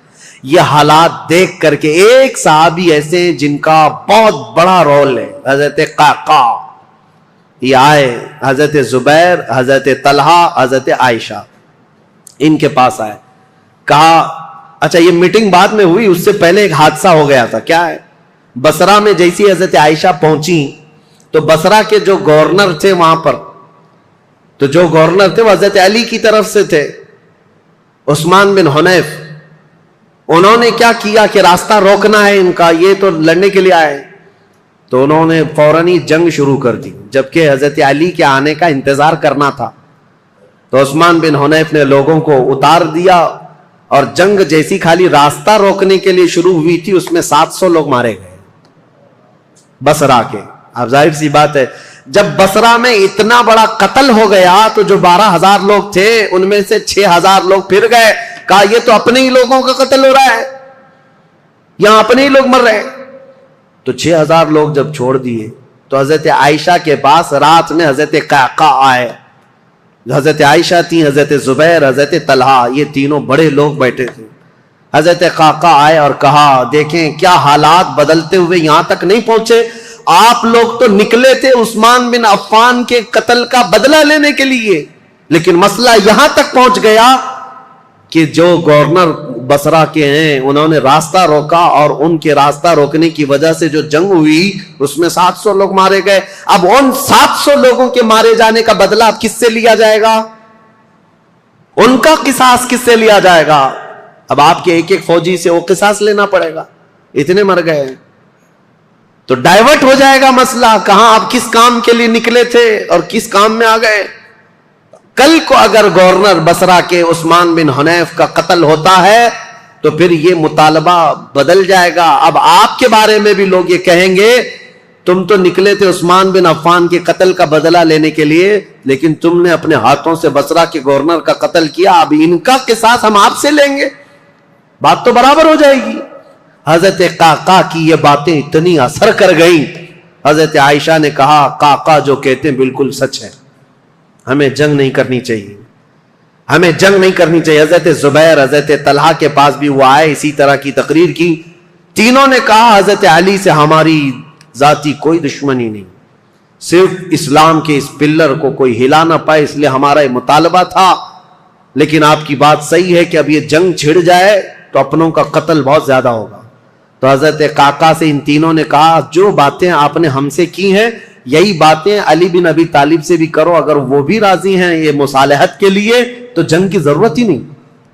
تو حضرت قعقاع سیدھے کوفہ گئے حضرت علی کے پاس، یہی ساری باتیں حضرت علی کے پاس انہوں نے رکھا، کہا ایسے حالات ہیں۔ حضرت علی نے گرین سگنل دے دیا اور کہا ہم بھی جنگ کے لیے نہیں آئے، قعقاع جو تم باتیں کر رہے ہو ہم بیٹھیں گے، زبیر اور طلحہ میرے بھائی ہیں، ہم مصالحت کے لیے جائیں گے۔ حضرت علی جب آئے بصرہ تو یہ دونوں جماعتیں، حضرت عائشہ کی جماعت ہے، حضرت علی بن ابی طالب کی، سنو توجہ سے، اب اصل مسئلہ شروع ہوتا ہے۔ رات کو میٹنگیں ہوئی مصالحت کے لیے، حضرت قعقاع کبھی ادھر گئے کبھی ادھر گئے، دونوں نے رات میں ایگریمنٹ بھی لکھ لیا۔ حضرت زبیر خود چل کر کے حضرت علی کے پاس آئے، حضرت علی سے گفتگو کرنے سے پہلے ہی حضرت علی نے ان سے پوچھا اے زبیر تمہیں یاد ہے رسول اللہ صلی اللہ علیہ وسلم نے ایک مرتبہ میں بھی تھا اور تم بھی تھے، سنو حضرت علی حدیث سنا رہے، حضرت زبیر کو یاد دلا رہے، کہا میں بھی تھا تم بھی تھے، رسول اللہ نے تم سے یہ نہیں کہا تھا اے زبیر ایک دن تم علی سے لڑو گے اور علی حق پر ہوں گے، ایک دن تم علی سے لڑو گے اور علی حق پر ہوں گے؟ تو حضرت زبیر نے کہا سچ کہا علی تو نے، میں نے رسول اللہ سے سنا تھا، کہا حضرت زبیر اسی دن وہاں سے کہتے میں لڑنا نہیں چاہتا تم سے، نکل گئے۔ جیسے ہی حضرت زبیر گئے، حضرت طلحہ نے پوچھا ان سے کیا بات ہے؟ حضرت زبیر نے کہا علی نے مجھے وہ حدیث یاد دلائی جو رسول اللہ نے میری زندگی میں کہا تھا، علی حق پر ہے، علی حق پر ہے۔ حضرت زبیر چل پڑے تو حضرت طلحہ نے کہا اے زبیر میں بھی اس فعل پر، اس کام پر نادم ہوں، شرمندہ ہوں، میں بھی نکل چلتا ہوں۔ یہ رات کی خبر جو ہو رہی تھی حضرت عائشہ رضی اللہ تعالیٰ عنہا کے پاس پہنچی تھی۔ حضرت عائشہ کے ساتھ ایک معاملہ ہوا تھا راستے میں، وہ بھی میں تاریخ میں ہے، میں آپ کو بتاتا ہوں۔ جب حضرت عائشہ کی یہ فوج چل رہی تھی، مقام حواب ایک جگہ آئی جہاں کتے بھونکنے لگے۔ حضرت عائشہ نے فوراً اونٹنی کو کھڑا کر دیا اور پوچھا یہ اس جگہ کا نام کیا ہے؟ لوگوں نے کہا مقام حواب۔ تو ڈر گئی، کپ کپی آ گئی جسم میں۔ کہا ماں عائشہ صدیقہ کیا ہوا کیا؟ کہا میں نے رسول اللہ سے ایک حدیث سنی تھی، میرے آقا نے فرمایا اے عائشہ ایک بار تم مسلمانوں کے ساتھ سفر پر ہوگی تو اللہ کی قسم دیتا ہوں اس جماعت میں تم مت جانا جس میں حواب کے کتے بھونکیں گے۔ حضور سے میں نے یہ سنا تھا حواب کے کتے بھونکیں گے جس جماعت میں، اس جماعت میں جانا مت۔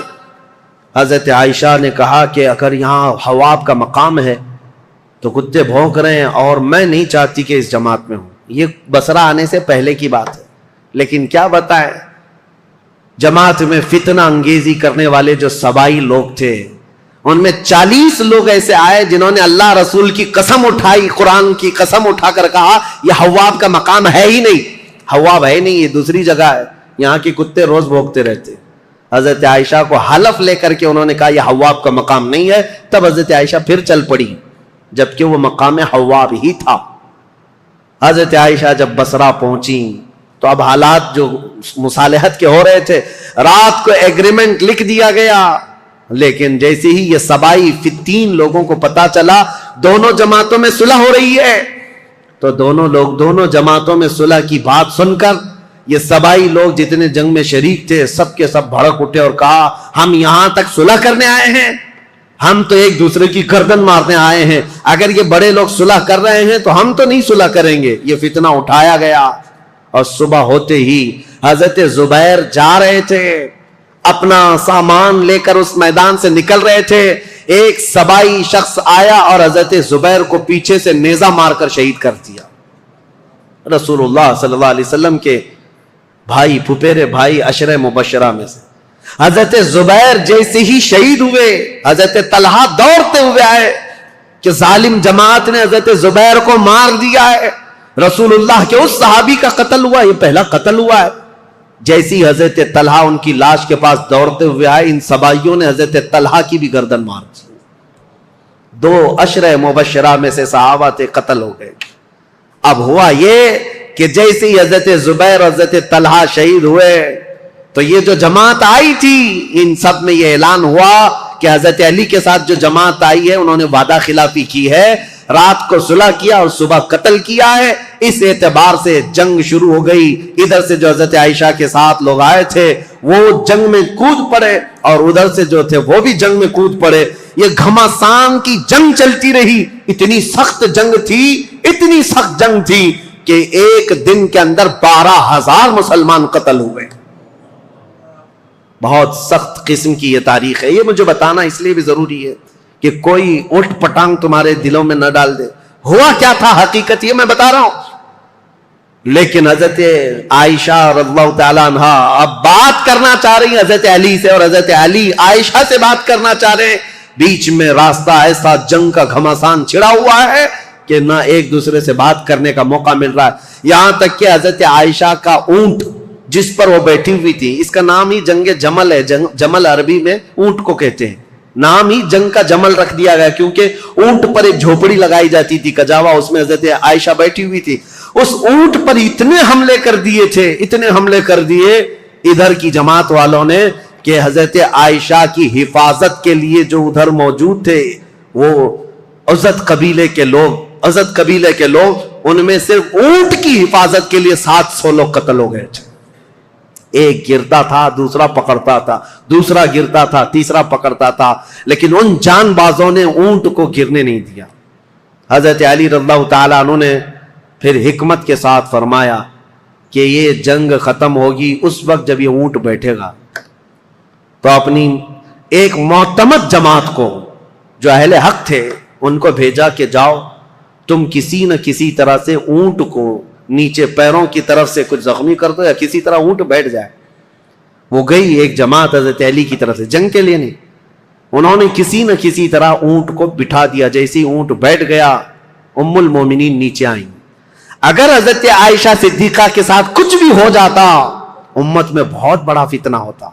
رسول اللہ کی زوجہ کے ساتھ اگر کسی نے ہاتھ بھی لگایا ہوتا اس وقت بڑا مسئلہ ہوتا. حضرت علی کے لیے کتنا بڑا چیلنج تھا یہ, ان کی خلافت کے دور کا سب سے بڑا چیلنج ہے. ایک طرف ام المومنین کی عزت کو بچانا ہے کیونکہ پورے مومنین کا وقار ہے, رسول اللہ کا گھر ہے. تو حضرت علی نے گرنے نہیں دیا. اور اس کے بعد حضرت علی رضی اللہ تعالیٰ عنہ نے پیغام بھیجا حضرت عائشہ کو کسی نہ کسی طرح سے اس کجاوے سے نکال کر لایا. جیسے ہی نکال کر کے لایا گیا ام المومنین رو رہی تھی. حضرت علی کرم اللہ وجہہ الکریم وہاں گئے تو ان کی آنکھوں میں بے اختیار آنسو تھے, پھوٹ کر رو رہے تھے کیونکہ جانتے تھے ایک ہی گھر کے ہیں. حضرت علی رضی اللہ تعالیٰ عنہ سے سب سے پہلے حضرت عائشہ کھڑی ہوئی, کہا اے علی بن ابی طالب, صرف ایک غلط فہمی کی وجہ سے یہاں تک معاملہ پہنچ گیا. حضرت علی نے کہا ماں عائشہ صدیقہ آپ سچ کہتی ہیں کہ غلط فہمی نے یہاں تک پہنچا دیا. دونوں کے وہی جملے تھے, دونوں کے وہی جملے تھے. حضرت عائشہ کہتی ہے میں ہرگز نہیں چاہتی تھی کہ خون مسلم بہہ جائے, کسی مسلمان کا قتل ہو جائے, لیکن اتنا بڑا معاملہ پیش آیا. دونوں یہ عظیم صحابہ, وہ زوجہ ہیں یہ صحابی ہیں داماد ہیں, رونے لگے. اس معاملے پر بہت گریہ وزاری کی. اس کے بعد مولا کائنات علی بن ابی طالب بیٹھے ہوئے تھے. ایک شخص آیا حضرت زبیر کے قتل کا پیغام لے کر آیا. کہا حضرت زبیر کو نیزہ مار کر شہید کیا گیا ہے. حضرت علی نے کہا سنو رسول اللہ صلی اللہ علیہ وسلم کی حدیث میں اس کو سنا دوں جس نے حضرت زبیر کو قتل کیا. میں گواہ ہوں رسول اللہ نے اپنی زندگی میں فرمایا تھا اے علی دیکھنا ایک دن آئے گا میرے اس زبیر کو کچھ لوگ بے گناہ قتل کر دیں گے, اور علی تو اسے بشارت دے دینا کہ وہ شخص اپنی تلوار سمیت ہمیشہ کے لیے دوزخ میں جائے گا. حضرت علی نے کہا بشارت ہو تجھ کو ابن صفیہ کا قتل کرنے والے, کیونکہ حضرت زبیر کی ماں کا نام صفیہ تھا جو رسول اللہ کی پھوپھی, ان کے قتل کرنے والے کو حضرت علی نے جہنم کی بشارت دی. اور ادھر حضرت علی کی رضی اللہ تعالیٰ عنہ کی جماعت میں جو صحابہ تھے ان میں بھی بہت سارے قتل ہوئے. لیکن میرے عزیزوں یہ غلط فہمی شیطان کی طرف سے ڈالی ہوئی سبائی فتنہ کتنا ڈینجر ہے آپ کو میں بتاؤں. اسی لیے کفار و مشرکین سے لڑنا آسان ہے, لیکن جماعت میں موجود غداروں سے اور منافقین سے لڑنا بہت بڑا چیلنج ہے, بہت بڑا چیلنج ہے. اسی لیے ہمیشہ سترک رہو, ہمیشہ محتاط رہو کہ تم اس دین پر قائم رہو جس پر اللہ اور اللہ کے رسول نے اپنے صحابہ کو چھوڑا ہے. اس کے علاوہ کوئی دوسرا راستہ امن والا ہے نہیں. یہ جنگ جمل ہے. اس کے بعد دونوں کے درمیان مصالحت ہو گئی اور پھر حضرت علی رضی اللہ تعالیٰ عنہ کوفہ واپس چلے گئے. حضرت عائشہ صدیقہ رضی اللہ تعالیٰ عنہ واپس مکہ مکرمہ آئیں. یہاں تک کہ میں آپ کو بتاؤں حضرت عائشہ جب نکلی تھی تو حضور کی ساری بیویاں, حضور کی ساری ازواج حضرت عائشہ کے ساتھ جا رہی تھی, لیکن جب حضرت عائشہ بصرہ جانے لگی تو حضور کی ساری ازواج وہاں سے نکل پڑی, کوئی ساتھ نہ آئی. اب اس معاملے کو میں آپ کے سامنے رکھتا ہوں میرے عزیزو, اے سنیو.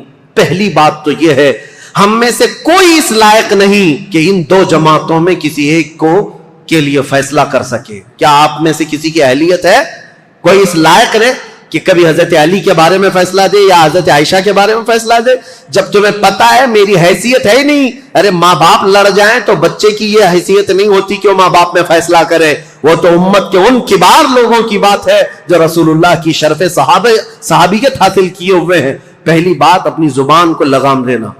یہ ہوا تھا تو یہاں ایسا نہیں ہونا تھا, وہاں ایسا نہیں ہونا تھا. یہ کوئی گھر کا حادثہ نہیں ہے, کسی گلی محلے کا حادثہ نہیں ہے. یہ دو جماعتیں صحابہ کی, دونوں جماعتیں جن کے متعلق قرآن کی آیتیں ہیں رضی اللہ عنہم ورضوا عنہ، اللہ ان سے راضی ہوا اور وہ اللہ سے راضی ہیں۔ وَكُلًّا وَعَدَ اللَّهُ الْحُسْنَى 27ویں پارے کی آیت ہے، اللہ نے فرمایا ان سب سے اللہ نے جنت کا وعدہ فرمایا، جنت کا وعدہ فرمایا۔ غلط فہمی سے ہونے والی یہ جنگ، اگرچہ کئی مسلمانوں کا قتل ہوا لیکن اس پر اللہ کریم کی بارگاہ میں فیصلہ ہوگا، اور رب العالمین احکم الحاکمین یوم قیامت یہ فیصلہ فرمائے گا۔ اور اسی لیے اے لوگوں اپنی زبانیں دراز کر کے خود فیصلہ دے کر کہیں تم اپنے ایمان کو خراب مت کر لینا، کہیں اپنی آخرت کو خراب مت کر لینا۔ اب آئندہ سے میں آپ کو بتاؤں جنگ جمل، اور اسی طرح کی حضرت امیر معاویہ کے ساتھ ایک جنگ ہو گئی، جنگ صفین۔ اس کو تذکرے کی ضرورت نہیں، لیکن حقیقت میں وہاں پر بھی یہی غلط فہمی ہوئی تھی۔ حضرت امیر معاویہ چونکہ اعلان کر چکے تھے خون عثمان کا بدلہ لینا ہے، وہ بھی ملک شام سے آئے اور ایک جگہ پر حضرت علی رضی اللہ تعالیٰ عنہ کی فوج اور ان سے ٹکراؤ ہوا، اس میں بھی جنگ ہوئی، لیکن دو صحابہ کو حکم بنایا گیا، ایک حضرت عمر بن عاص اور ایک حضرت ابو موسیٰ اشعری۔ حضرت ابو موسیٰ اشعری حضرت علی کی طرف سے تھے، حضرت عمر بن عاص امیر معاویہ کی طرف سے تھے۔ سارے دونوں جماعتوں نے ان دونوں کو حکم بنایا اور کہا یہ جو فیصلہ کریں گے اس پر دونوں جماعتیں راضی ہوں گی۔ حضرت عمر بن عاص اور حضرت ابو موسیٰ اشعری نے دونوں نے آپس میں بات چیت کر کے ایک صلح نامہ بنایا، ایگریمنٹ بنایا، کیا کیا ہوگا آگے، کس کس طرح سے معاملات طے کیے جائیں گے۔ اس پر دونوں جانبین کی دستخط ہوئی۔ حضرت امیر معاویہ بھی ملک شام چلے گئے، حضرت علی بھی کوفہ آ گئے۔ جنگ نہیں ہوئی، یہ جنگ صفین، اس میں صلح ہوئی ہے، لیکن سبائی فتنہ یہاں پر بھی کام کر گیا۔ انہوں نے ایک نئی جماعت کھڑی کر دی، خارجیوں کی جماعت۔ انہوں نے یہ کہا علی نے بھی کفر کیا ہے، امیر معاویہ نے بھی کفر کیا ہے۔ دونوں کے بارے میں کہا، کیوں؟ کہا دونوں نے حکم بنایا، اپنا فیصل بنایا، اور حکم صرف اللہ ہے، حکم صرف اللہ ہے۔ لا حکم الا للہ آیت پڑھتے تھے اور کہتے تھے قرآن میں تو ہے اللہ ہی حکم ہے، اللہ کے علاوہ کوئی حکم نہیں۔ حضرت علی نے اس کے متعلق یہ فرمایا تھا کلمۃ حق ارید بها الباطل، کلمہ تو حق ہے جو کہہ رہے ہیں لیکن اس سے معنی باطل مراد لے رہے ہیں۔ جیسے آج بھی بہت ساری جماعتیں ہیں آیتوں کو کس پر فٹ کر دیتے ہیں، مشرکین پر اتری ہوئی، مشرکین کے لیے اتری ہوئی آیتیں وہ مومنین پر فٹ کر دیتے ہیں۔ خارجی ایک جماعت تیار ہوئی جو حضرت امیر معاویہ کی بھی دشمن، حضرت علی کی بھی دشمن۔ ان لوگوں نے یہ فتنہ اٹھایا کہ یہ دونوں جماعتیں کافر ہو گئی، ہم اپنی جماعت لے کر الگ ہوتے ہیں۔ اور یہ جماعت ایک پھر نئی بنی شیعہ حضرات کے بعد ایک خارجی جماعت، اور یہ جب کافر خود ہو گئے، ظاہر سی بات ہے رسول اللہ کے دو صحابہ کو کافر کہنا خود کافر ہونا ہے۔ یہ جماعت نکلی، حضرت علی نے ان سے بھی مقابلہ کیا مقام نہروان میں، اور جتنے خارجی تھے یہ اتنے سخت ہو گئے تھے کہ جو بھی مسلمان گزرتا تھا اس کا پورا مال لوٹتے تھے اور اس کو جلا دیتے تھے۔ حضرت علی کی دشمنی میں مسلمانوں کے دشمن ہو گئے، تو پھر حضرت علی نے ان کے ساتھ مقابلہ کیا اور وہ جتنے خارجی ہوئے تھے ان کو قتل کیا۔ چند خارجی بچ کر کے وہاں سے نکل کر بھاگے اور انہوں نے اپنی الگ الگ جماعتیں بنائی۔ اب شدت بدلہ لینے کی شدت انتقام اتنا گھر کر گیا خارجیوں میں کہ 3 خارجی لوگ ایسے ہوئے میٹنگ کیا اور انہوں نے کہا دیکھو یہ روز روز کی جنگوں سے پریشان ہیں، یہ 3 بڑے لوگ جو ہیں علی بن ابی طالب، عمرو بن عاص، امیر معاویہ، ان تینوں کو قتل کر دیتے معاملہ ہی ختم ہو جائے گا۔ نعوذ باللہ، یہ 3 کاموں کے لیے عبد الرحمن بن ملجم، عمرو بن بکیر اور ایک شخص اور تھا برکہ بن عماد یا کچھ اس کا نام برکہ تھا، یہ 3 خارجی لوگ تھے۔ میٹنگ کیا، کہا ہم تینوں ایک ہی دن کا انتخاب کرتے ہیں، ایک ہی دن تینوں کو ماریں گے، 3 بڑے صحابہ کو، حضرت علی کو، حضرت عمرو بن عاص کو، حضرت امیر معاویہ۔ ان تینوں نے، حتیٰ کہ یہ جو عبد الرحمن بن ملجم ہے اس نے شادی کی، یہ عاشق تھا ایک عورت کا، اور اس نے شادی میں اپنی عورت کے مہر میں یہ رکھا تھا کہ 12,000 دینار مہر میں دوں گا اور علی بن ابی طالب کی گردن مہر میں دوں گا۔ قتل مہر میں رکھا تھا۔ اس قدر دشمنی کوٹ کوٹ کر بھری ہوئی تھی، اور ان تینوں نے ایک تاریخ متعین کی، رمضان المبارکہ کی۔ 17 رمضان کو تینوں اپنے اپنے علاقوں میں گئے۔ حضرت علی کوفہ میں تھے، حضرت عمرو بن عاص یہ مدینے میں یا دوسرے علاقے میں تھے، حضرت امیر معاویہ ملک شام میں تھے۔ تینوں پھیل گئے اپنے اپنے ان منصوبوں کو لے کر، اور حضرت امیر معاویہ حضرت عمرو بن عاص کے لیے جو لوگ گئے تھے، ایک برکہ اور ایک جو حضرت عمرو بن عاص کو قتل کرنے والا تھا، یہ تینوں بکیر، عمر بن بکیر، یہ دونوں جو ہے اپنی پلاننگ میں فیل ہوئے، لیکن عبد الرحمن بن ملجم یہ تلوار کو زہر میں بجھا کر کے کوفہ میں روز انتقام کی آگ میں بھڑکتا رہا. اور حضرت علی رضی اللہ تعالیٰ عنہ ایک رات سوئے ہیں اور خواب میں رسول اللہ صلی اللہ علیہ وسلم کو دیکھا، جیسے حضرت عثمان اپنی شہادت کے دن ایک دن پہلے دیکھے. حضرت علی رضی اللہ تعالیٰ عنہ نے خواب میں رسول اللہ سے عرض کیا، یا رسول اللہ، میری امت نے مجھے ٹھیس پہنچائی، آپ کی امت کے کچھ لوگوں نے مجھے ٹھیس پہنچائی. رسول کریم صلی اللہ تعالیٰ علیہ وسلم نے فرمایا، اے علی، تم کل کھڑے ہو جانا، ان قریب وہ پوری قوم ہلاک ہوگی جس نے تجھے ٹھیس پہنچائی. رسول کریم صلی اللہ تعالیٰ علیہ وسلم نے فرمایا، اور ان کی زندگی میں ہی یہ حضور نے فرمایا تھا، علی، جو جماعت تم سے نفرت کرے گی وہ جہنم میں جائے گی. حضور نے تو منافق کی علامت بھی بتائے، جس کو علی سے بغض ہوگا وہ مومن نہیں، منافق ہوگا، زندگی میں فرمایا تھا. تو حضرت علی نے خواب دیکھا، صبح حضرت حسن کو اٹھایا بستر سے، امام حسین کو اٹھایا، کوفہ میں تھے، کہا کہ چلو فجر کی نماز کے لیے جا رہے تھے. اور حضرت علی کی عادت تھی فجر کی نماز کے لیے لوگوں کو جگاتے تھے، ہر گھر سے آواز دیتے تھے زور سے. حضرت حسن اور حضرت حسین کو اٹھایا اور کہا، میں نے خواب میں رسول اللہ کو دیکھا ہے، اور رسول پاک صلی اللہ تعالیٰ علیہ وسلم نے مجھ سے یہ فرمایا، وعدہ فرمایا. اور اس کے بعد یہ کہتے ہوئے حضرت علی محراب کی طرف بڑھ رہے تھے سارے لوگوں کو. یہ عبد الرحمن بن ملجم نے حضرت علی کرم اللہ وجہہ الکریم کے چہرے پر وار کیا، اور وہ تلوار سے حضرت علی رضی اللہ تعالیٰ عنہ کے انجانے میں چہرے سے ایسا گھاؤ بیٹھا کہ ایک ایک بات دیگرے کئی حملے کیے نماز پر جانے والے کے لیے. اور اسی وقت حضرت علی رضی اللہ تعالیٰ عنہ کے جسم میں زہر بھی سرایت کر گیا، چہرے سے لے کر حضرت علی رضی اللہ تعالیٰ عنہ کے کندھے تک زخم آیا تھا. آپ زمین پر آ گئے تو آپ کو سارے لوگوں نے اٹھایا. یہ فجر کا وقت تھا، 17 رمضان المبارک کی تاریخ تھی. مولا کائنات علی مرتضیٰ رضی اللہ تعالیٰ عنہ کو گھر لایا گیا تو آپ جام شہادت نوش فرما گئے. اس حیدر کرار فاتح خیبر کی شہادت ہو گئی 17 رمضان کو. مارنے والا قاتل عبد الرحمن بن ملجم، اس کو پکڑ کر کے لوگوں نے ٹکڑے کر دیے تھے، اور اس کے ٹکڑے جلا دیے گئے تھے. خارجی تھا، لیکن میرے عزیزوں، مولا کرم اللہ وجہہ الکریم علی بن ابی طالب کے قتل کے ساتھ ہی اسلام کا، تاریخ کا ایک دروازہ بند ہو گیا. یہ ایک ایسا دور تھا جہاں پر خلافت راشدہ ختم ہو گئی. خلفائے راشدین جو 4 ہیں، اور بعض نے حضرت حسن بن ابی طالب کو بھی خلفائے راشدین میں شمار کیا. اب میں یہاں تاریخ کو روک دیتا ہوں اور عرض کرتا ہوں، میرے آقا نے فرمایا تھا کہ میرے بعد 30 سال خلافت ہوگی. الخلافت بعدی 30 ثم الملوک. 30 سال میرے بعد خلافت ہوگی اور اس کے بعد بادشاہت آ جائے گی. اب حساب کرو، سیدنا ابو بکر صدیق کا زمانہ 2.5 سال کا، 2 سال کچھ مہینے. حضرت عمر فاروق رضی اللہ تعالیٰ عنہ کا زمانہ 10 سال، کتنے ہوئے؟ 12.5 سال. حضرت عثمان بن عفان رضی اللہ تعالیٰ عنہ کا زمانہ 12 سال، کتنے ہوئے؟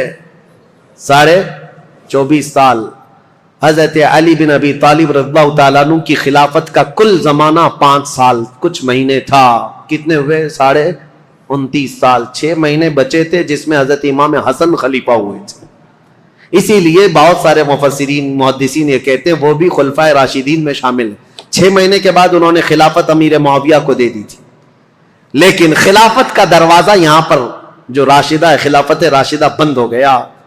خلفائے راشدین کا وہ سنہرا دور ختم ہو گیا. عزیزان گرامی، اسلام کی تاریخ کی وہ سچائیاں ہیں جو ہر جوان کو سننا چاہیے. 17 رمضان کو کوفہ والے کہتے ہیں بدلیاں ایسی چھا گئی تھیں، لگتا تھا کہ لوگ تو لوگ ہیں، آسمان بھی رو پڑا ہے علی بن ابی طالب کی شہادت میں. حضرت علی کرم اللہ وجہہ الکریم کا جسد خاکی لایا گیا. امام حسن نے نماز جنازہ پڑھائی، امام حسین نے غسل دیا تھا، اور آپ کو کوفہ شہر کے اسی مسجد کے کنارے دفن کیا گیا تھا. بعض روایات میں ہے آپ کے جسد مبارکہ کو لوگوں سے چھپا کر کے رکھا گیا تھا کیونکہ خارجی جو جماعت تھی وہ اتنے شدید قسم کی نفرت کر رہے تھے کہ کہیں قبر کو اندھیرے میں کھود کر توہین نہ کریں، بے حرمتی نہ کریں۔ مولا کائنات علی مرتضیٰ رضی اللہ تعالیٰ عنہ کی قبر مبارکہ کو چھپایا گیا تھا، لیکن بہت ساری روایتیں بتاتی ہیں مقام نجف اشرف جو کوفہ کا حصہ تھا جہاں مولا علی کو دفن کیا گیا، آج بھی امیر المومنین کا دروازہ بڑی شان کے ساتھ کھلا نظر آتا ہے، اور ان کی تربت انور پر جب جھنڈا لہراتا ہے تو میرے عزیزوں کئی مرتبہ نجف جانے کا موقع ملا، کئی مرتبہ عراق گیا، جب بھی اس لہراتے ہوئے جھنڈے کو دیکھتا ہوں تو خیبر یاد آ جاتا ہے۔ مولا کائنات کی وہ تلوار کی شکلیں لٹکائی گئی ہیں، اگرچہ شیعہ لوگوں کی وہاں پر حکومت ہے، لیکن حیدر کرار کے دربار میں جاتے ہیں تو دل ہچکولے لینے لگتا ہے اور بدن میں کپکپی آتی ہے۔ اس دربار میں آئے ہیں جس نے خیبر کے پھاٹک کو ایک ہاتھ سے اکھاڑ کر پھینکا تھا، جس نے اسلام کی تاریخ میں ایک نیا دروازہ کھولا تھا، جس کو رسول اللہ نے اپنی وفات کے وقت تک پسند کیا تھا۔ آپ کو پتا ہے پیدا ہوئے علی، حضرت علی جس دن پیدا ہوئے رسول اللہ نے اپنا لعاب پاک ان کو چٹایا تھا۔ روایات یہ ہیں حضرت علی نے آنکھیں کھولی نہیں تھی، سب سے پہلے آنکھیں کھولی تو دیکھا تو چہرے رسول کو دیکھا تھا۔ رسول کریم صلی اللہ تعالی علیہ وسلم کے گھر میں پرورش پائے، اپنے باپ کے گھر میں نہیں، رسول اللہ کے گھر میں۔ جب رسول اللہ نے اسلام کی دعوت دی، سب سے پہلے اسلام لانے والے علی بن ابی طالب تھے۔ جنگوں میں ہر جگہ شریک، بدر میں بڑھ کر مقابلہ کرنے والے، احد میں حضرت علی کے جسم پر 18 زخم ایسے تھے جن ہر زخم سے خون رستا تھا۔ صحابہ کہتے ہیں ہم کہتے تھے علی کو کہ زخموں کی پٹی کر لو، لیکن وہ دوڑے جاتے تھے کہ میں رسول اللہ کو دیکھ لوں۔ میدان جنگ میں اس طرح ثابت قدم رہنے والے۔ ایک مرتبہ لوگوں نے کہا حضرت علی ان کے پنڈلی میں ایک تیر ایسا چبھ گیا تھا کہ نکالتے تو گوشت نکل آ جاتا تھا، آپ نکالنے نہیں دے رہے تھے۔ لوگوں نے کہا علی بن ابی طالب کی اس پنڈلی سے تیر اس وقت نکالو جب یہ نماز پڑھنے کے لیے چلے جائیں، اس لیے کہ نماز میں ایسے محو ہو جاتے تھے، دنیا و ما فیہا سے بے خبر، دنیا میں ہو کیا رہا ہے، کیونکہ وہ اپنے خالق کائنات کے رب کے حضور سجدہ کرتے۔ جو لوگوں نے یہ کہا حضرت علی جیسی نماز کے لیے رکعت باندھے، ان کی پنڈلی سے یہ تیر کھینچ کر نکالا گیا، اس تیر کے ساتھ گوشت بھی نکل کر کے آ گیا، لیکن ان کی نماز نہیں ٹوٹی، نماز مکمل کیا۔ سلام پھیرنے کے بعد لوگوں سے پوچھا کس نے میری پنڈلی سے تیر نکالا اور کس وقت نکالا، مجھے تو خبر ہی نہ ہوئی۔ وہ حیدر کرار کی نماز تھی۔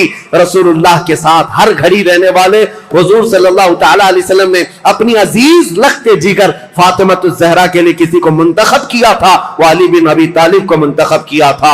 اور یہ بات بھی بتا دوں رسول اللہ نے اپنے جانے کے وقت جن لوگوں کا نام فرمایا تھا کہ میں ان لوگوں سے راضی ہوں، وہ کون لوگ تھے جن کے ناموں میں حضرت علی کا نام تھا؟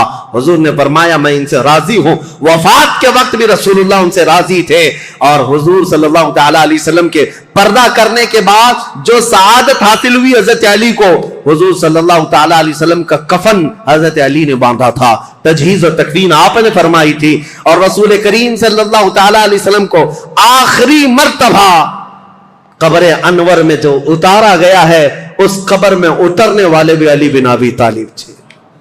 یہ فضائل، یہ کمالات بے شمار ہیں۔ مولا علی کرم اللہ وجہہ الکریم ان سارے فضائل و کمالات کو لے کر 17 رمضان المبارکہ کو یہ سورج غروب ہو گیا اور دنیا میں اندھیرا چھا گیا، فتنوں کا ایک نیا دور کھلا، اور پھر ایسے فتنے کہ آج تک تھم نہ سکے اور قیامت تک رک نہ سکیں گے۔ مولا علی شیر خدا، ان کی تربت پر کروڑوں سلام، ان کی تربت انور پر لاکھوں انوار و تجلیات رب کی اترے۔ عزیزان گرامی وقار، بات صرف اتنی کہوں گا، یہ چاروں خلفائے راشدین ہر ایک کا اپنے دور میں ایک ایک کمال ہے، اور ایسا کمال ہے کہ یہ چاروں خلفائے راشدین کی تاریخ اگر میں ایک جملے میں عرض کروں تو بات صرف اتنی ہے، اسلام تیری نبض نہ ڈوبے گی حشر تک، اسلام تیری نبض نہ ڈوبے گی حشر تک، تیری رگوں میں رواں خون ہے 4 یار کا، تیری رگوں میں رواں خون ہے چار یار کا اسلام کی یہ سرسبز و شادابی جو آج دیکھتے ہیں، یہ رسول اللہ کے ان خلفائے راشدین کا خون ہے، ان کی محنتیں ہیں، ان کا کردار ہے۔ اور آج بھی دنیا یہ خلفاء کی مثال لانے سے عاجز ہے۔ بڑے بڑے بادشاہ آئے ہوں گے، لیڈر آئے ہوں گے، حکمران آئے ہوں گے، لیکن میرے مصطفیٰ کی یہ چار غلام کوئی لا کر کے دکھا دے، وہ کوئی دنیا اس طرح کی غلام لا نہ سکے گی۔ حیدر کرار جو ٹوٹی چٹائی پر بیٹھ کر لوح محفوظ کا مطالعہ کرتے ہوں، رسول اللہ صلی اللہ تعالی علیہ وسلم کے ان غلاموں کی تربت پر مولا کروڑوں رحمت نازل فرما۔ اخیر میں دعا ہے مولا تاریخ اسلام کی یہ سچائیاں پوری کائنات میں موجود ہر مسلمان نوجوان کے سینے میں جاگزیں فرما دے۔ اے اللہ ہم تیرے دربار میں صدیق اکبر کی صداقت کا صدقہ مانگتے ہیں، فاروق اعظم کی عدالت کا حصہ مانگتے ہیں، عثمان غنی کی سخاوت کا جز مانگتے ہیں، مولا حیدر کرار کی شجاعت کا ٹکڑا مانگتے ہیں۔ مولا ان خلفائے راشدین کے کچھ حصے صدقے میں ہمیں عطا فرما، اور قیامت تک آنے والی ہماری نسلوں کو ان صحابہ کی غلامی میں زندگی عطا فرما۔ رسول اللہ صلی اللہ علیہ وسلم کے قدموں میں زندگی عطا کر